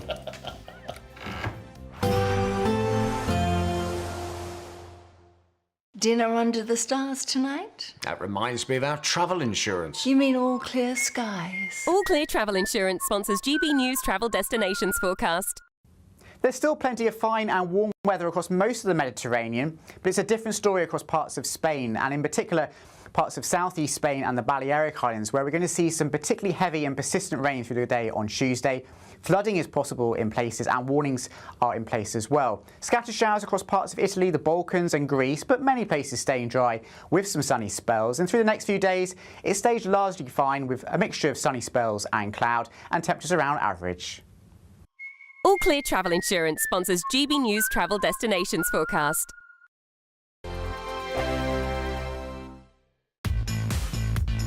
5 hosts, 5 opinions, 5 fearless debates, 5 unfiltered takes on the day's news. 5 reasons not to be anywhere else on Saturday night. This is the Saturday 5. You got me good there. Britain's biggest Saturday night TV show. It's not a bad brand. Yeah. Uncensored. Very, very racy tonight on the unpredictable. What did she say? Can you translate it for us? And always entertaining. And how can a country go from being led by William Wallace Saturday nights from 6 p.m. only on GB News, the People's Channel. Britain's news channel. You're going to want to stay tuned, trust me. Britain's Newsroom. Weekday mornings from 9:30. He was even nicer off screen than he was on. Yeah. He was a real gentleman, and combined with being a really good journalist. And you didn't often get that. He came to us at TVAM in 1983, I think, almost at the very beginning. And he came from the BBC, and he was frightfully well thought of as a serious journalist.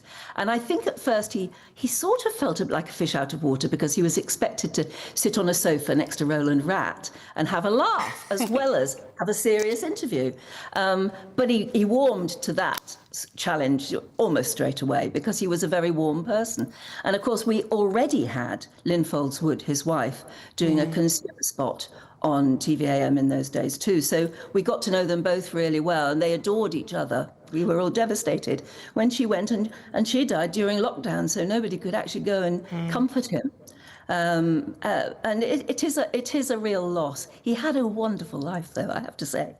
And his son, Nicholas, can be so proud of both his parents being such a force in broadcasting. Both of them were.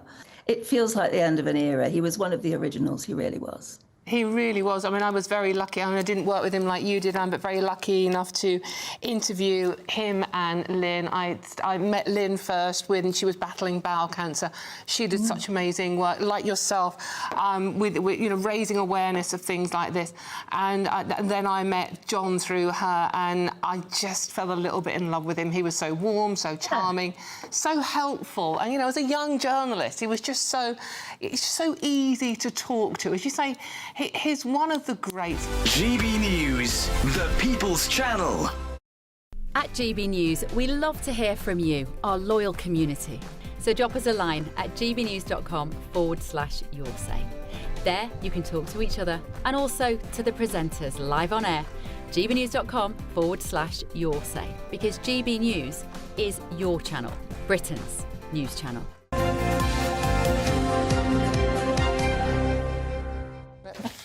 Welcome back to Breakfast. We're going through the papers in the company of the former editor of the Daily Star, Dawn Neeson, and the actor Christopher Biggins. Put my earpiece in, Winnie. I can't find it round the back. Oh. There you are. Is that one? I need it on this side. You've lost both.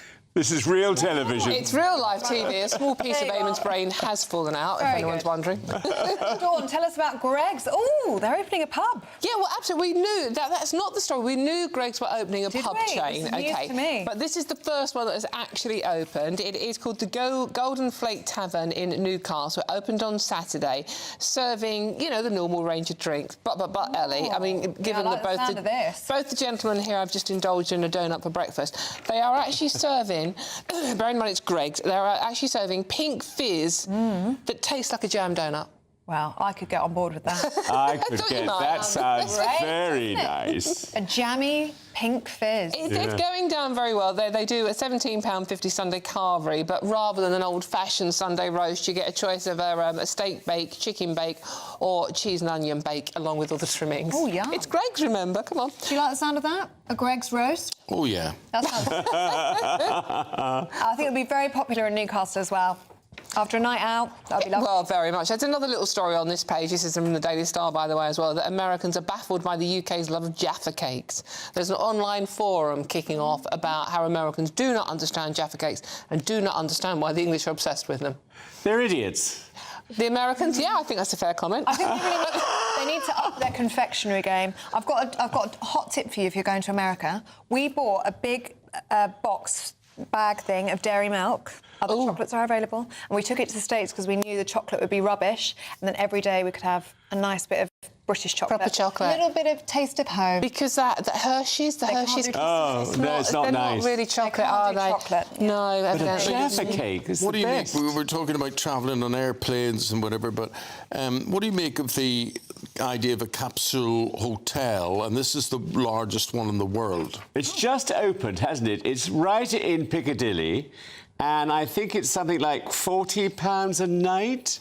And you have to slip into it. I don't think I'd slip into it, though. I think I'm a bit too big. It's like a coffin. Yeah, it is like a coffin. And also, I have to go to the loo a couple of times. There's no chance of that in there. Well, you'd have to slip out and do it outside, I suppose. I don't know where you... Well, there are loos and there are showers. Communal showers, communal bathrooms. Yeah. No windows in your little... But it is, from the price point of view, it is terrific. I mean, I'd prefer to stay at the Ritz, but the Ritz is quite a lot more money. You surprised me staying at the Ritz. It's based on the Japanese principle, isn't it? Yeah, these that's right. capsule hotels for quite a while, because obviously it's very expensive to stay there as well. But I think it's very popular. I mean, I think, you know, it's houses will be like that soon. They will. Yeah. If you're just slip into your home. If you're on a hostel budget, I'd rather be in one of those than in a 10-dorm. I agree. I agree. At least you're your own little scene. And you've got privacy. Yeah, exactly. That's a good thing. Dawn, it's National Coffee Day. Who knew? I mean, you were talking about tea earlier on, weren't you? Yeah. About how drinking 10 cups of tea a day is good for you, good for your heart. But it is actually evidently National Coffee Day, which I'm assuming has been invented by someone that sells coffee. Yeah. But the do you know which nation drinks the most coffee? Oh, I know, Colombia. No, you can't answer this one, you know. It's actually Finland. Oh. And who would have thought it? And we've been drinking coffee since the 9th century. Wow. When it was invented by an Ethiopian goat herd who noticed his flock of goats were eating the berries off the tree, because coffee isn't actually a bean, it's a berry, and we're getting quite frisky afterwards. Oh. They were caffeinated goats, and that's where it comes from. So it's been around for a long time. Oh, wow. It's interesting, isn't it? And we didn't start putting milk in it until the 17th century. Yeah, you need a drop of milk, really. Yeah. Biggins, tell us about more Britons hiring private chefs. Well, I think the answer to this is, of course, that nowadays restaurants are so expensive that it actually is cheaper to have a private chef come in. Well, you can get a private chef for up from £54 or £40 right up to £100 a head. And of course, you don't have any VAT, you don't have service charge, and then you can serve your own wine, that makes it much cheaper. I think it's a very good idea. I mean, interestingly enough, Marco Pierre White's son had a restaurant in Woking, which is closed because of lack of interest. However, Gordon Ramsay's fleet of restaurants are doing terribly well. However, I do think restaurants are suffering in a big, big way at the moment. Yes. Because I think it's I mean, you go to a restaurant and suddenly it could be like £200 a head. It's a ridiculous price. And it depends how much of that's going to the establishment itself, because they'll say because of taxes and whatever, they're not getting... Absolutely. I mean, there's a lot of taxes involved nowadays, I think. I'm confused about this story, though, because we are in a cost of living crisis. There's no argument about it. The budget that's coming up at the end of November is going to be absolutely terrifying for everybody. So on one hand, we've got groups of people who are frightened to turn their heating on because they can't afford their heating bills and are counting the pennies when they're going to the supermarket. On the other hand, we've got a group of people who can hire private chefs. It is quite astonishing, the difference in sort of like, you know, what people can afford and what they think. And this story is the use of private chefs is strongest within the 25 to 45-year-old dual-income households in urban and suburban areas. That's because they can't be bothered doing the shopping, doing the cooking, doing the preparation. Believe me, I'm with them on that one. I married someone that likes cooking, thankfully. But I mean, it's interesting that, you know, this is trending now, and it's a TikTok trend. But I think people are saying, what else can we do with our money? Let's enjoy our money. Well, I'll tell you, if I could afford it, I would have a private chef. Yeah. And I would have a driver. Yeah, that's what I would have. First thing. I would have both those things. I'd have a housekeeper. Yeah, and me. Great. There's nothing as good as staff. No, I love staff. I played Nero in I, Claudius, and he had about 150 staff. And that's what I would like to have, more than anything. He had staff for all sorts of things, though, Biggins. I'm not thinking you're going to go down that road. Value out of the staff, yeah. Now, yawning. which is contagious. If I was to start yawning now, you would all be... See, like... Do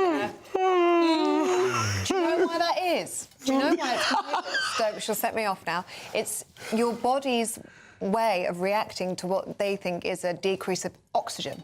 So if you're getting more oxygen when you yawn, I start panicking, my body starts panicking, thinking, I need to get some more oxygen, then I start yawning. Oh. There you are. Oh.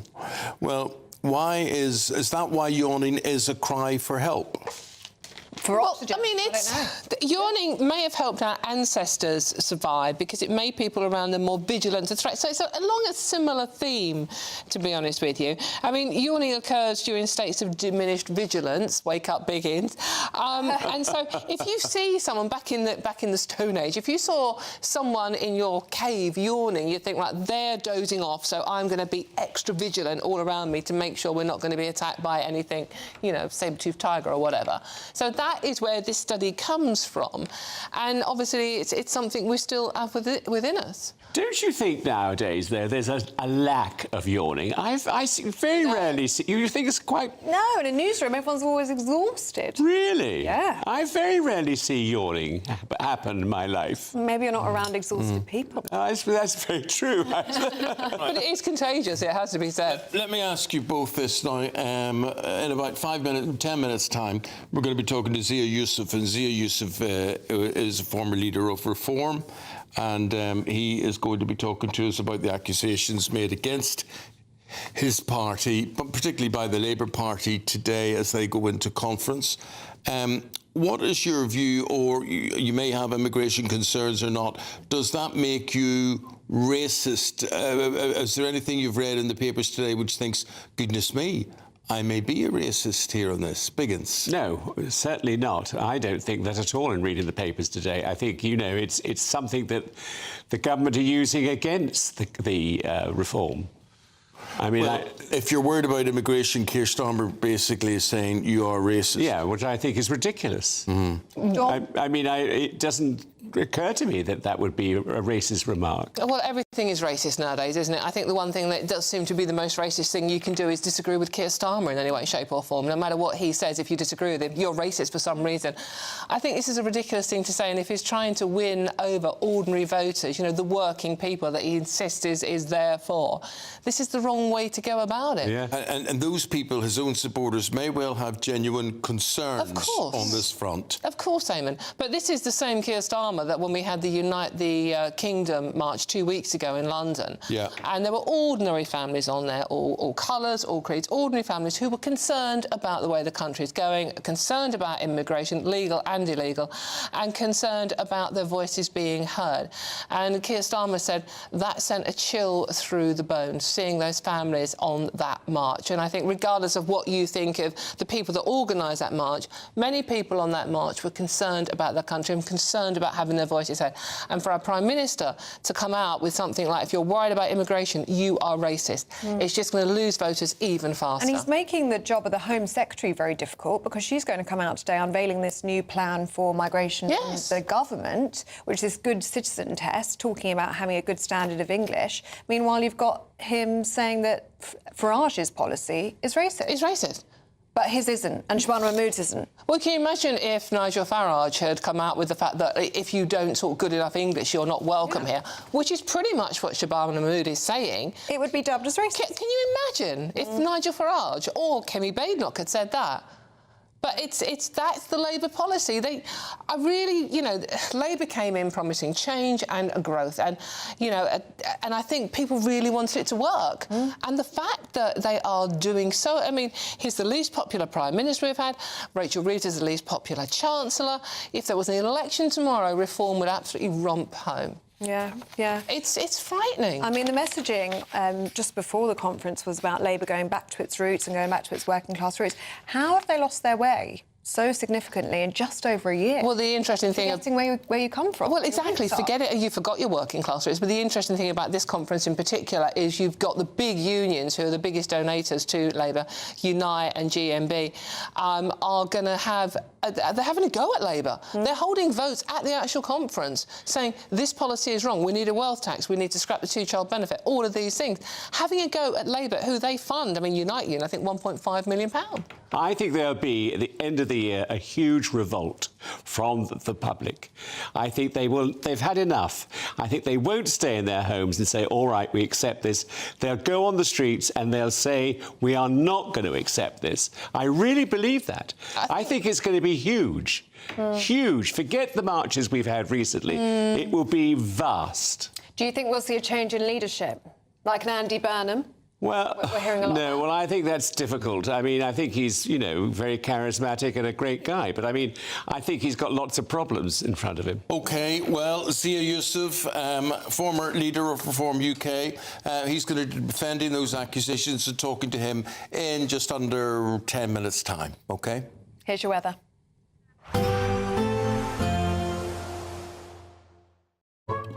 Today's outlook: cool, calm and completely horizontal. Boxed Aircon sponsors the weather on GB News. Good morning and welcome to your latest GB News weather update from the Met Office. Parts of northwest Scotland will have a fairly breezy picture through the course of today with some rain at times, but for most of us, once any fog has cleared, it's going to be a fine day with plenty of sunshine. But do leave some extra time for a commute perhaps first thing this morning in eastern parts of England, because the fog here could be particularly dense and a little bit slower to clear than elsewhere.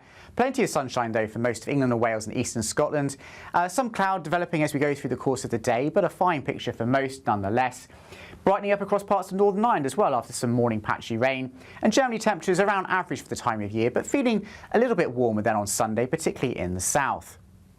But as we go into this evening, we might well see a little bit of late brightness developing across western parts of Scotland after a fairly wet much of the day, but the rain in the north and the east, even here, quite light and patchy, so not a particularly wet or soggy evening to come here. Some late evening brightness also perhaps across Northern Ireland, although the sky is fairly milky with that high-level cloud coming and going, and similar so across England and Wales, so a mixture of cloud and clear spells as we begin the evening.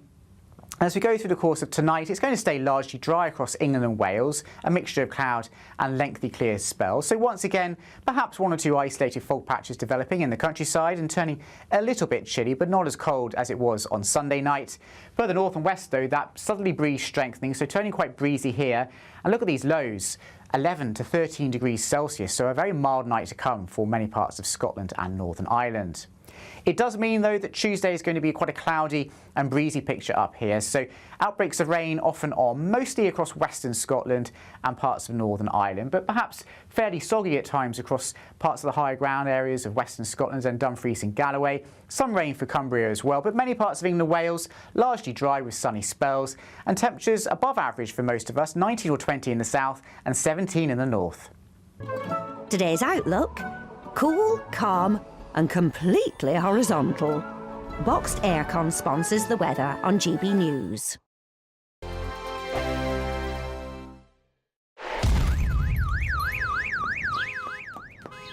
Crash Law 24 sponsors GB News Traffic and Travel Report.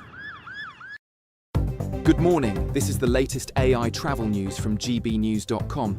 The Broxton roundabout on the A9 and M90 is restricted due to a broken down vehicle, so exercise caution when approaching. In Leeds, the M1 northbound near Junction 41 is facing 30-minute delays due to an incident, with one of 4 lanes closed. In Leicestershire, an incident between Junction 14 on the A42 and the M1 has one of 2 lanes closed.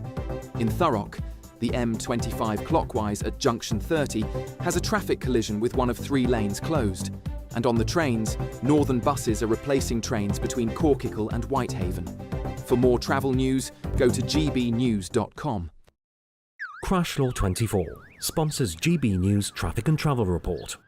You could bank an incredible £30,000 in tax-free cash to spend however you like. And if that wasn't enough, you'll also get to drive away in this brand new motorhome. This brand new 2025 Benimar Primero could be yours. It comes with all the mod cons you'd expect from a vehicle worth over £74,000 and comfortably sleeps 4 people. This prize package is worth over £104,000. For another chance to win, text WIN to 63225. One entry costs £2.50 plus one standard network rate message. Or text BONUS to 63225. 5 entries cost £5 plus 1 standard network rate message. Go to gbnews.com/win. Entries start at £2.50. Call 0903 686 3232. Calls cost £2.50 plus your network access charge. Or post your name and number to GB16 PO Box 8690 Derby DE1 9TT. UK only. Entrance must be 18 or over. Lines close at 4 p.m. on the 31st of October. Please check the closing time if listening or watching on demand. Westminster's full of talk, but out here, it's the real world. Am I allowed to talk now? No, that's it. This is where it matters. Real people and real lives. That's what politics is all about. In fact, has Trump made a good start? No. Straight answers, no spin, and just a couple of pints. How many fingers have I got up? About 10. So join me for Lee Anderson's Real World every Friday at 7 p.m. only on GB News. The People's Channel, Britain's news channel. You want to know what's really going on in the corridors of power? Labour don't know what to do with you half the time, and that makes you quite lethal in the chamber. Get behind the headlines with Chopper's Political Podcast. Join me, Christopher Hope, as I sit down with the great and the good of British politics. We'll see where this ruling takes us. These are the stories shaping our nation. Chopper's Political Podcast, available now on all platforms. Listen in and stay ahead.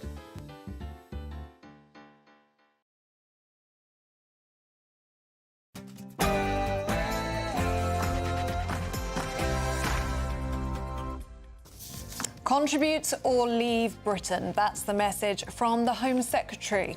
Shabina Mahmood will declare today the right to settle will be dependent on not claiming benefits, and migrants will have to pass a good citizen test. But facing issues with both legal and illegal immigration, can the government get a grip on the mounting crisis? Well, this is what James Murray, the Chief Secretary to the Treasury, had to say.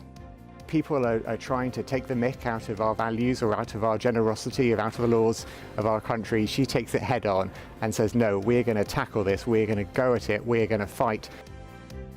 Well, meanwhile, the Shadow Home Secretary Chris Philp claims the good citizen test doesn't go far enough. Labour are announcing today is something which we Conservatives proposed in Parliament a few months ago, and Labour voted against it. And another hammer blow for the government on illegal immigration. 125 crossed the channel in what is termed a mega dinghy, marking record number loads on a single boat. Young people who turn down a job after 18 months on benefits will face being stripped of their state handouts. The Chancellor, Rachel Reeves, is going to announce that today. Yes, here at Labour conference, the government talking tougher on legal migration, getting those numbers down, making it harder to stay, and tougher on benefits. They need to save money. And of course, they're very, very mindful of reform surging ahead in the polls. And with conference underway, is Labour in crisis? Andy Burnham, the Mayor of Greater Manchester, warns that there is a climate of fear within the party and it is shutting down debate. Yes, big speeches to come in the auditorium behind me later on today, but the question is, how will it go down with a nervous party faithful? President Trump will host the Israeli Prime Minister Benjamin Netanyahu at the White House today. It's for crunch talks over a new Gaza peace plan. Some of us are waking up to foggy scenes out there this morning, but will the sunshine return? Find out in your full forecast coming up. Hello there, very good morning, good to see you. I'm Eamonn Holmes, with you until 9:30. I'm Ellie Costello and this is GB News Breakfast.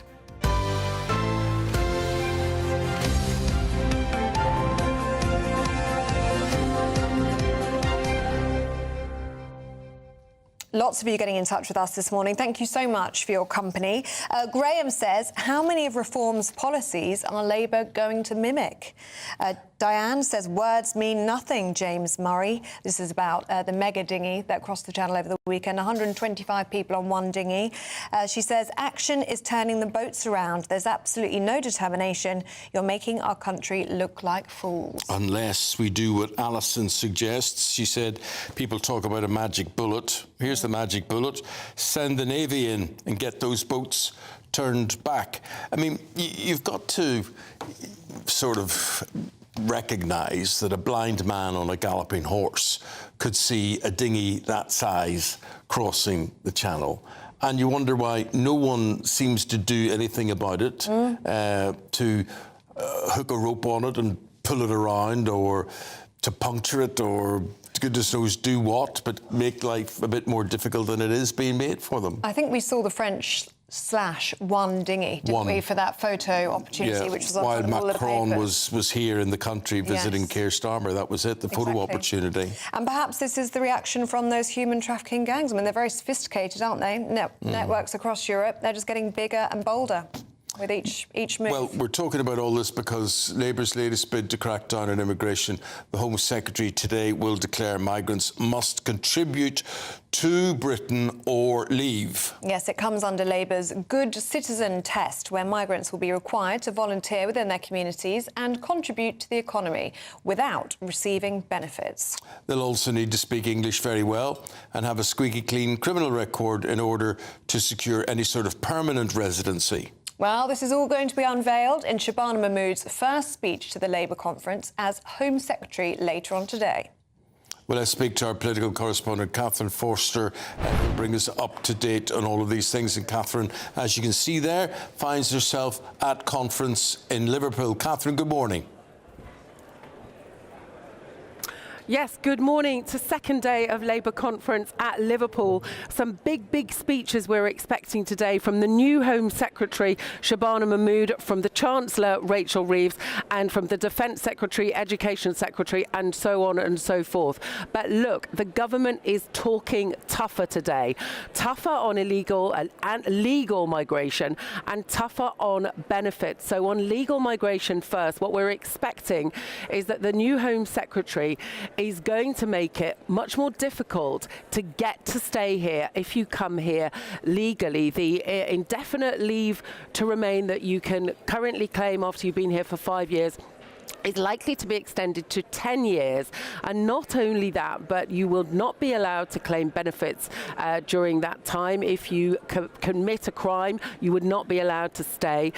You would have to be able to speak English to a really good standard, and you would have to volunteer in your community and be fundamentally a good citizen who is contributing. The amount of money that you would need to earn, that has yet to be set. And this is to counter, of course, people's real concerns about the levels of legal migration. We've seen it, the Boris wave, they call it, up to nearly 1 million, 750,000 more people coming into the country and than leaving. And this would probably get a lot of those people, so make it harder for them to stay. And then the Chancellor, we're expecting her to talk about what she's going to call a youth guarantee, where young people, if they've been on benefits for 18 months, basically those benefits will be stopped if they refuse the offer of a job or training. I mean, easier said than done, given the crisis amongst jobs for many young people, especially people coming out of university. Simply, a lot of those jobs don't exist, a lot of them being taken by AI. I think a lot of the jobs that's people likely to be pushed into maybe in hospitality, but clearly the government are looking again at that benefits bill, which they realise is totally unaffordable. So talking tough, not of course as tough as Reform are talking, but clearly the government is moving largely, I suspect, because of where they are in the polls, the anger that they can see that people feel, and Reform nipping at their heels. Zia Youssef is going to be joining us on the programme very shortly. Catherine, thank you very much for bringing that to us at Labour Party conference. Thanks, Catherine. Let's stay in Liverpool, shall we? And chat now to GB News Deputy Political Editor Tom Harwood, who's getting out and about at conference. Morning to you, Tom. Good morning. I thought I'd just show you a little bit of what it's like on the conference floor here in Liverpool. Of course, this party conference happens every single year. Interesting mood on the ground here. This is a party that many people would say is in crisis. I mean, double digits behind in the polls compared to an upstart party that wasn't really on anyone's radar, perhaps 18 months ago. But one of the interesting things here in the Labour Party conference is, of course, the shop. And it's always fun to see what sort of knickknacks you can pick up. If you ever want a red rosette, well, you can pick one of those up for just £2.50, or indeed a lovely red Labour mug. I'm not sure where the prices are there. They're not quite visible. But some of the fun things are, of course, these T-shirts. You can even get some statistics and a visual representation of how Parliament looks right now. I mean, quite an incredible scale of the Labour majority there. Look at all of those Labour MPs compared to the Tories and indeed the Liberal Democrats. But normally we can see some posters, some of these traditional old posters from Labour victories of past. For example, right here, the 1945 election victory, probably Labour's proudest in its history, win the peace. But if you want to pick up some of these old posters, you can get them for £5, which is quite fun. Ellen Wilkinson there, the former Labour Education Minister under Clement Attlee. Well, lots of bits and bobs. I think they were selling a Labour Party manifesto. If you want to pick up the manifesto that won the last general election, it'll cost you £12.50. Tom, I could watch you in the Labour Party shop all day. Get us two of those, Tom. Yeah. Thank you very much. Thanks, Tom. Oh, Tom, did you manage to get a cup of tea? On Wednesday.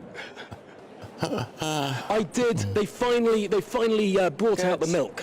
Clearly, in the 6 o'clock hour, not about, but by 7 we got there. Good man. Good. Go enjoy your tea. You could get there with the Great British Giveaway as well, or Getaway, and here's Hayley Sparks to explain all of that, and it is a super prize. A whopper. It's our biggest, greatest Great British giveaway to date. Your chance to win a prize package worth over £104,000. You could be driving away with this brand new Benamar Primero motorhome. With thanks to Marquis Leisure, this 4-berth home from home comes complete with integrated kitchen and bathroom areas, sky view roof light, and has all the tech you'd expect from the latest 2025 model.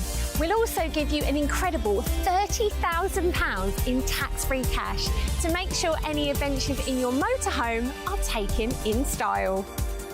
For another chance to win, text WIN to 63225. One entry costs £2.50 plus one standard network rate message. Or text BONUS to 63225. 5 entries cost £5 plus one standard network rate message. Go to gbnews.com/win. Entries start at £2.50. Call 0903 686 3232. Calls cost £2.50 plus your network access charge. Or post your name and number to GB16 PO Box 8690 Derby DE1 9TT. UK only. Entrance must be 18 or over. Lines close at 4 p.m. on the 31st of October. The winner will be contacted live on GB News, week commencing 10th of November. Please check the closing time if listening or watching on demand. Good luck. Busy morning here in the studio. Thanks very much indeed for your company. Very shortly we'll be speaking to Zia Yusuf from Reform UK about lots of the accusations being made against his party today. And as well as that, we're going to be at the Union Jack House, which I'm very excited about. Well, a huge Union Jack painted on a house. Well, and you would live next door to that. Yeah. Okay. Wouldn't you? No. Anyway, that is, we see it's very complicated. Yes, slightly more complicated difficult than thing Northern in Northern Ireland. Yeah. So anyway, this is GB News Breakfast. Eamonn Holmes and Ellie Costello here, back after this.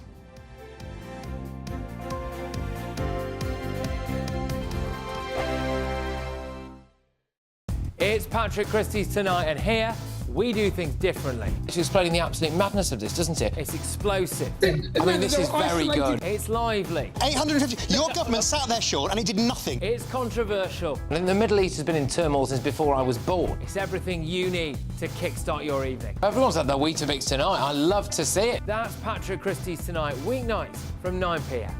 Only on GB News, the People's Channel, Britain's news channel. Hi, I'm Michelle Dewberry, and my show is your opportunity to cut through all the noise and dive in headfirst to some robust debates. Ideas clash. Situation, No, Because the failure is... You're deliberately avoiding my point. Nothing's held back, And if you think this is the end of it, wait for more. and we do not shy away from the difficult stuff. Sometimes I want to shake people and say, if only you understood. So join me on Jubes & Co. weeknights at 6 p.m, only on GB News, Britain's news channel. Decisions made in Washington aren't just shaping America, they're shaping Britain too. From migration to global security, from crime to health. Whatever happens in the White House today will be felt in your town or city tomorrow. That's why The Late Show is live from Washington, D.C. Cutting through the politics to show you what it all means for Britain. The Late Show live every night at midnight. Only on GB News, Britain's news channel. From the school run to the home run, watch a new show for all of Britain. He can say whatever he wants. A straight-talking show where all voices are heard. And, you know, when are we going to stop talking about smashing the gangs and actually do it? With the stories that matter from every part of our country. There's a bit of a crash landing there for your Chancellor. Bold, fearless and standing up for you. That's me, Martin Dordme, 3 p.m. till 6 p.m, weekdays, here only on GB News. The People's Channel, Britain's news channel. Britain was once the envy of the world, but look around. A nation that no longer knows what it is or where it's going. A country that's broken. How do we fix Britain? How do we bring it back? Friday night with Matt Goodwin at 8 p.m, only on GB News. At GB News, we love to hear from you, our loyal community. So drop us a line at gbnews.com/yoursay. There, you can talk to each other and also to the presenters live on air. gbnews.com/yoursay, because GB News is your channel, Britain's news channel. Join me, Nana Akweer, for an informative, interactive news programme with a difference. It's fun. No, he didn't say that, though. I'm so surprised. I think there's an element of truth to that. Join me from 3 p.m. every weekend, only on GB News, Britain's news channel.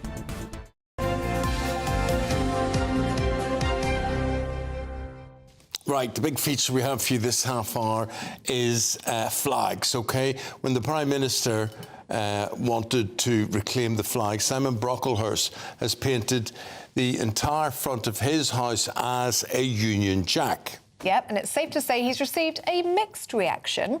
Well, this comes as flags are to be removed from public spaces by Derby City Council later on today, so it's very timely. Our national reporter Will Godley now, he reports with Simon Brocklehurst.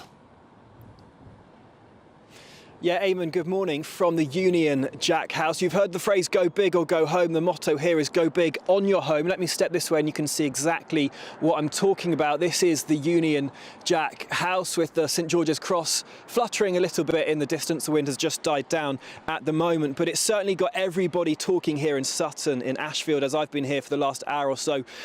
Huge numbers of people honking their horns, giving thumbs up, waving hello. Everyone very, very interested in exactly why the house here is painted with a Union Jack, but it's all down to that Operation Raise the Colours. Of course, we saw it over the summer. People encouraged to put a flag up, take pride in Britain, and all along this road here, the St George's Cross is on every single lamppost here, and that is also one of the reasons why Simon Brocklehurst decided to paint his house. Simon, thanks for joining us on GB News. Union Jack House, what's made you want to fly the flag? Well, basically, my granddad fought in the war. I've always flown the flag as a sign of respect and a sign of hope. Somebody decided to rip it down and run down the street with it shouting racist. So I thought, I'm going to paint my house. They can't rip that one down. And it's still there, still flying. But it's not had kind of the reaction you might have hoped for online. You describe yourself as public enemy number one. What's been that kind of reaction online? Only online. Basically, there's a lot of keyboard warriors saying, oh, I'm going to break your windows, I'm going to do this, I'm going to do that. It's just keyboard warriors trying to put a downer on things. It's in real life, everybody loves it. Well, it's good to know it's not getting you down. But, I mean, people are online, you know, calling you racist. Even here this morning, someone shouted racist from their car, calling you far right. Do you think they're fair comments, fair characterisations of you and the reasons why you've done this? No, like I say, everybody's entitled to their opinion. I class things as far right, far left and in the middle. I class myself as in the middle. It's just at the minute, if you decide to fly a flag, you're automatically classed as far right. And I don't understand that at all. Well, that's maybe one of the reasons why just half an hour away from here in Derby, they're removing flags today. They're going to be beginning to do that from lampposts and other flags flying. And as the Prime Minister is calling for patriotic renewal in Britain, maybe he should be listening to Simon Brockhurst here, whose message is loud and clear on his T-shirt, Eamonn. Keep calm and paint your house. Maybe that's a message the Prime Minister should be listening to. And how many other people do you think are following Simon's example here and painting their house well? Do you know, I've not seen any other Union Jack houses here. Simon, are there any other houses? Not that I've seen, no. No other houses, Eamonn, but lots and lots of flags on the lamppost here, whether that's Union flags, whether that's St George's crosses, all lining the road here. Every single lamppost has a flag on it at the moment, but no one's gone quite so far as to paint their house just yet. Will, I've got some practical questions for Simon, if you wouldn't mind asking him for me. How long did it take to paint the house? And does he follow a template, or is he freehanding, painting? I mean, how does it work? Simon, they're very impressed with your painting skills. How long did it take you to paint the house? And, I mean, the lines are very, very neat. How did you manage to keep it all so neat? I put a projector on when it was night time, projected an image on it, sort of sketched the outlines and then painted each individual colour. Obviously it's a little bit wonky, but when you're that close to the wall, up a ladder that you don't like being on, it's a bit scary. So. And how long were you up there for? It was over a few days, wasn't it? I did it over 3 days. I didn't try and rush it, so yeah. And people honking their horns here, all enjoying the Union Jack house. And what do your family think of it? My family like it, yeah. Like I say, most people in Sutton like it. I've had a couple of negative comments, but nothing major. Well, thank you, Simon. Ellie, I don't know whether you think that's inspired you to maybe get the paintbrushes out this weekend? I would not be as neat as that lovely Union flag behind us. I think Simon's done a wonderful job there. It doesn't look wonky to me at all. Brilliant stuff, Will. Thanks for bringing that to us. Thanks, Will. Thanks, Simon. Thank you both very much indeed. We've got Cameron Walker and we've got Miriam Cates. Cameron in for Andrew Pearce today. You're very welcome. Thank you. Thank you. Seeing you here. What have you two got coming up? Oh, lots coming up on today's show, haven't we? Absolutely. It's Reform UK setting the agenda for the Labour conference. We've got, of course, Shabana Mahmood, her announcements of making the migration policies a little bit stricter, perhaps indefinite leave to remain, new rules on that. And, of course, after the Prime Minister was saying that Reform UK policies on indefinite leave to remain are racist, we've got Zia Youssef from Reform to talk to us. We are going to be talking to him very shortly, asking for his response not only on what Shabana Mahmood is saying, but also on the latest poll that was published yesterday that shows that Reform are actually on course to win an overall majority at the next election. So we'll be asking him what he intends to do with that majority, and also about some of the controversies about their indefinite leave to remain policy. What would it mean for people who, say, have been married to somebody for 20 years who does not have citizenship? Would those families be broken up? So lots and lots to come. Yes, and we've got Rachel Reeves, of course, addressing her long-term youth unemployment by guaranteeing paid work placements. But, of course, with the rise in national insurance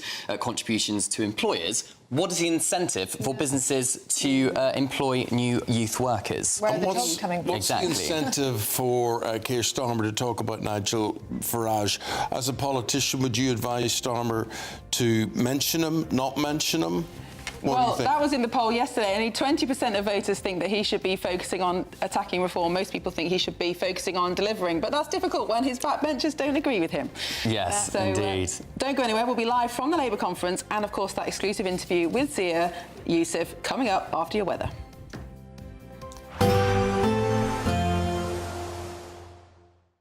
Expect warm spells with the odd rude interruption.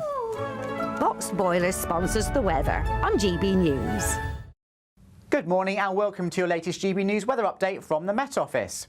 Parts of northwest Scotland will have a fairly breezy picture through the course of today with some rain at times, but for most of us, once any fog is cleared, it's going to be a fine day with plenty of sunshine. But do leave some extra time for your morning commute, perhaps first thing this morning in eastern parts of England, because the fog here could be particularly dense and a little bit slower to clear than elsewhere. Plenty of sunshine though for most of England and Wales and eastern Scotland. Some cloud developing as we go through the course of the day, but a fine picture for most nonetheless. Brightening up across parts of Northern Ireland as well after some morning patchy rain, and generally temperatures around average for the time of year, but feeling a little bit warmer than on Sunday, particularly in the south. But as we go into this evening, we might well see a little bit of late brightness developing across western parts of Scotland after a fairly wet much of the day, but the rain in the north and the east, even here, quite light and patchy, so not a particularly wet or soggy evening to come here. Some late evening brightness also perhaps across Northern Ireland, although the sky is fairly milky with that high-level cloud coming and going, and similar so across England and Wales, so a mixture of cloud and clear spells as we begin the evening. As we go through the course of tonight, it's going to stay largely dry across England and Wales, a mixture of cloud and lengthy clear spells. So once again, perhaps one or two isolated fog patches developing in the countryside and turning a little bit chilly, but not as cold as it was on Sunday night. Further north and west, though, that southerly breeze strengthening, so turning quite breezy here. And look at these lows, 11 to 13 degrees Celsius, so a very mild night to come for many parts of Scotland and Northern Ireland. It does mean, though, that Tuesday is going to be quite a cloudy and breezy picture up here, so outbreaks of rain off and on, mostly across western Scotland and parts of Northern Ireland, but perhaps fairly soggy at times across parts of the higher ground areas of western Scotland and Dumfries and Galloway. Some rain for Cumbria as well, but many parts of England and Wales largely dry with sunny spells, and temperatures above average for most of us, 19 or 20 in the south and 17 in the north. Expect warm spells with the odd rude interruption. Boxed Boilers sponsors the weather on GB News.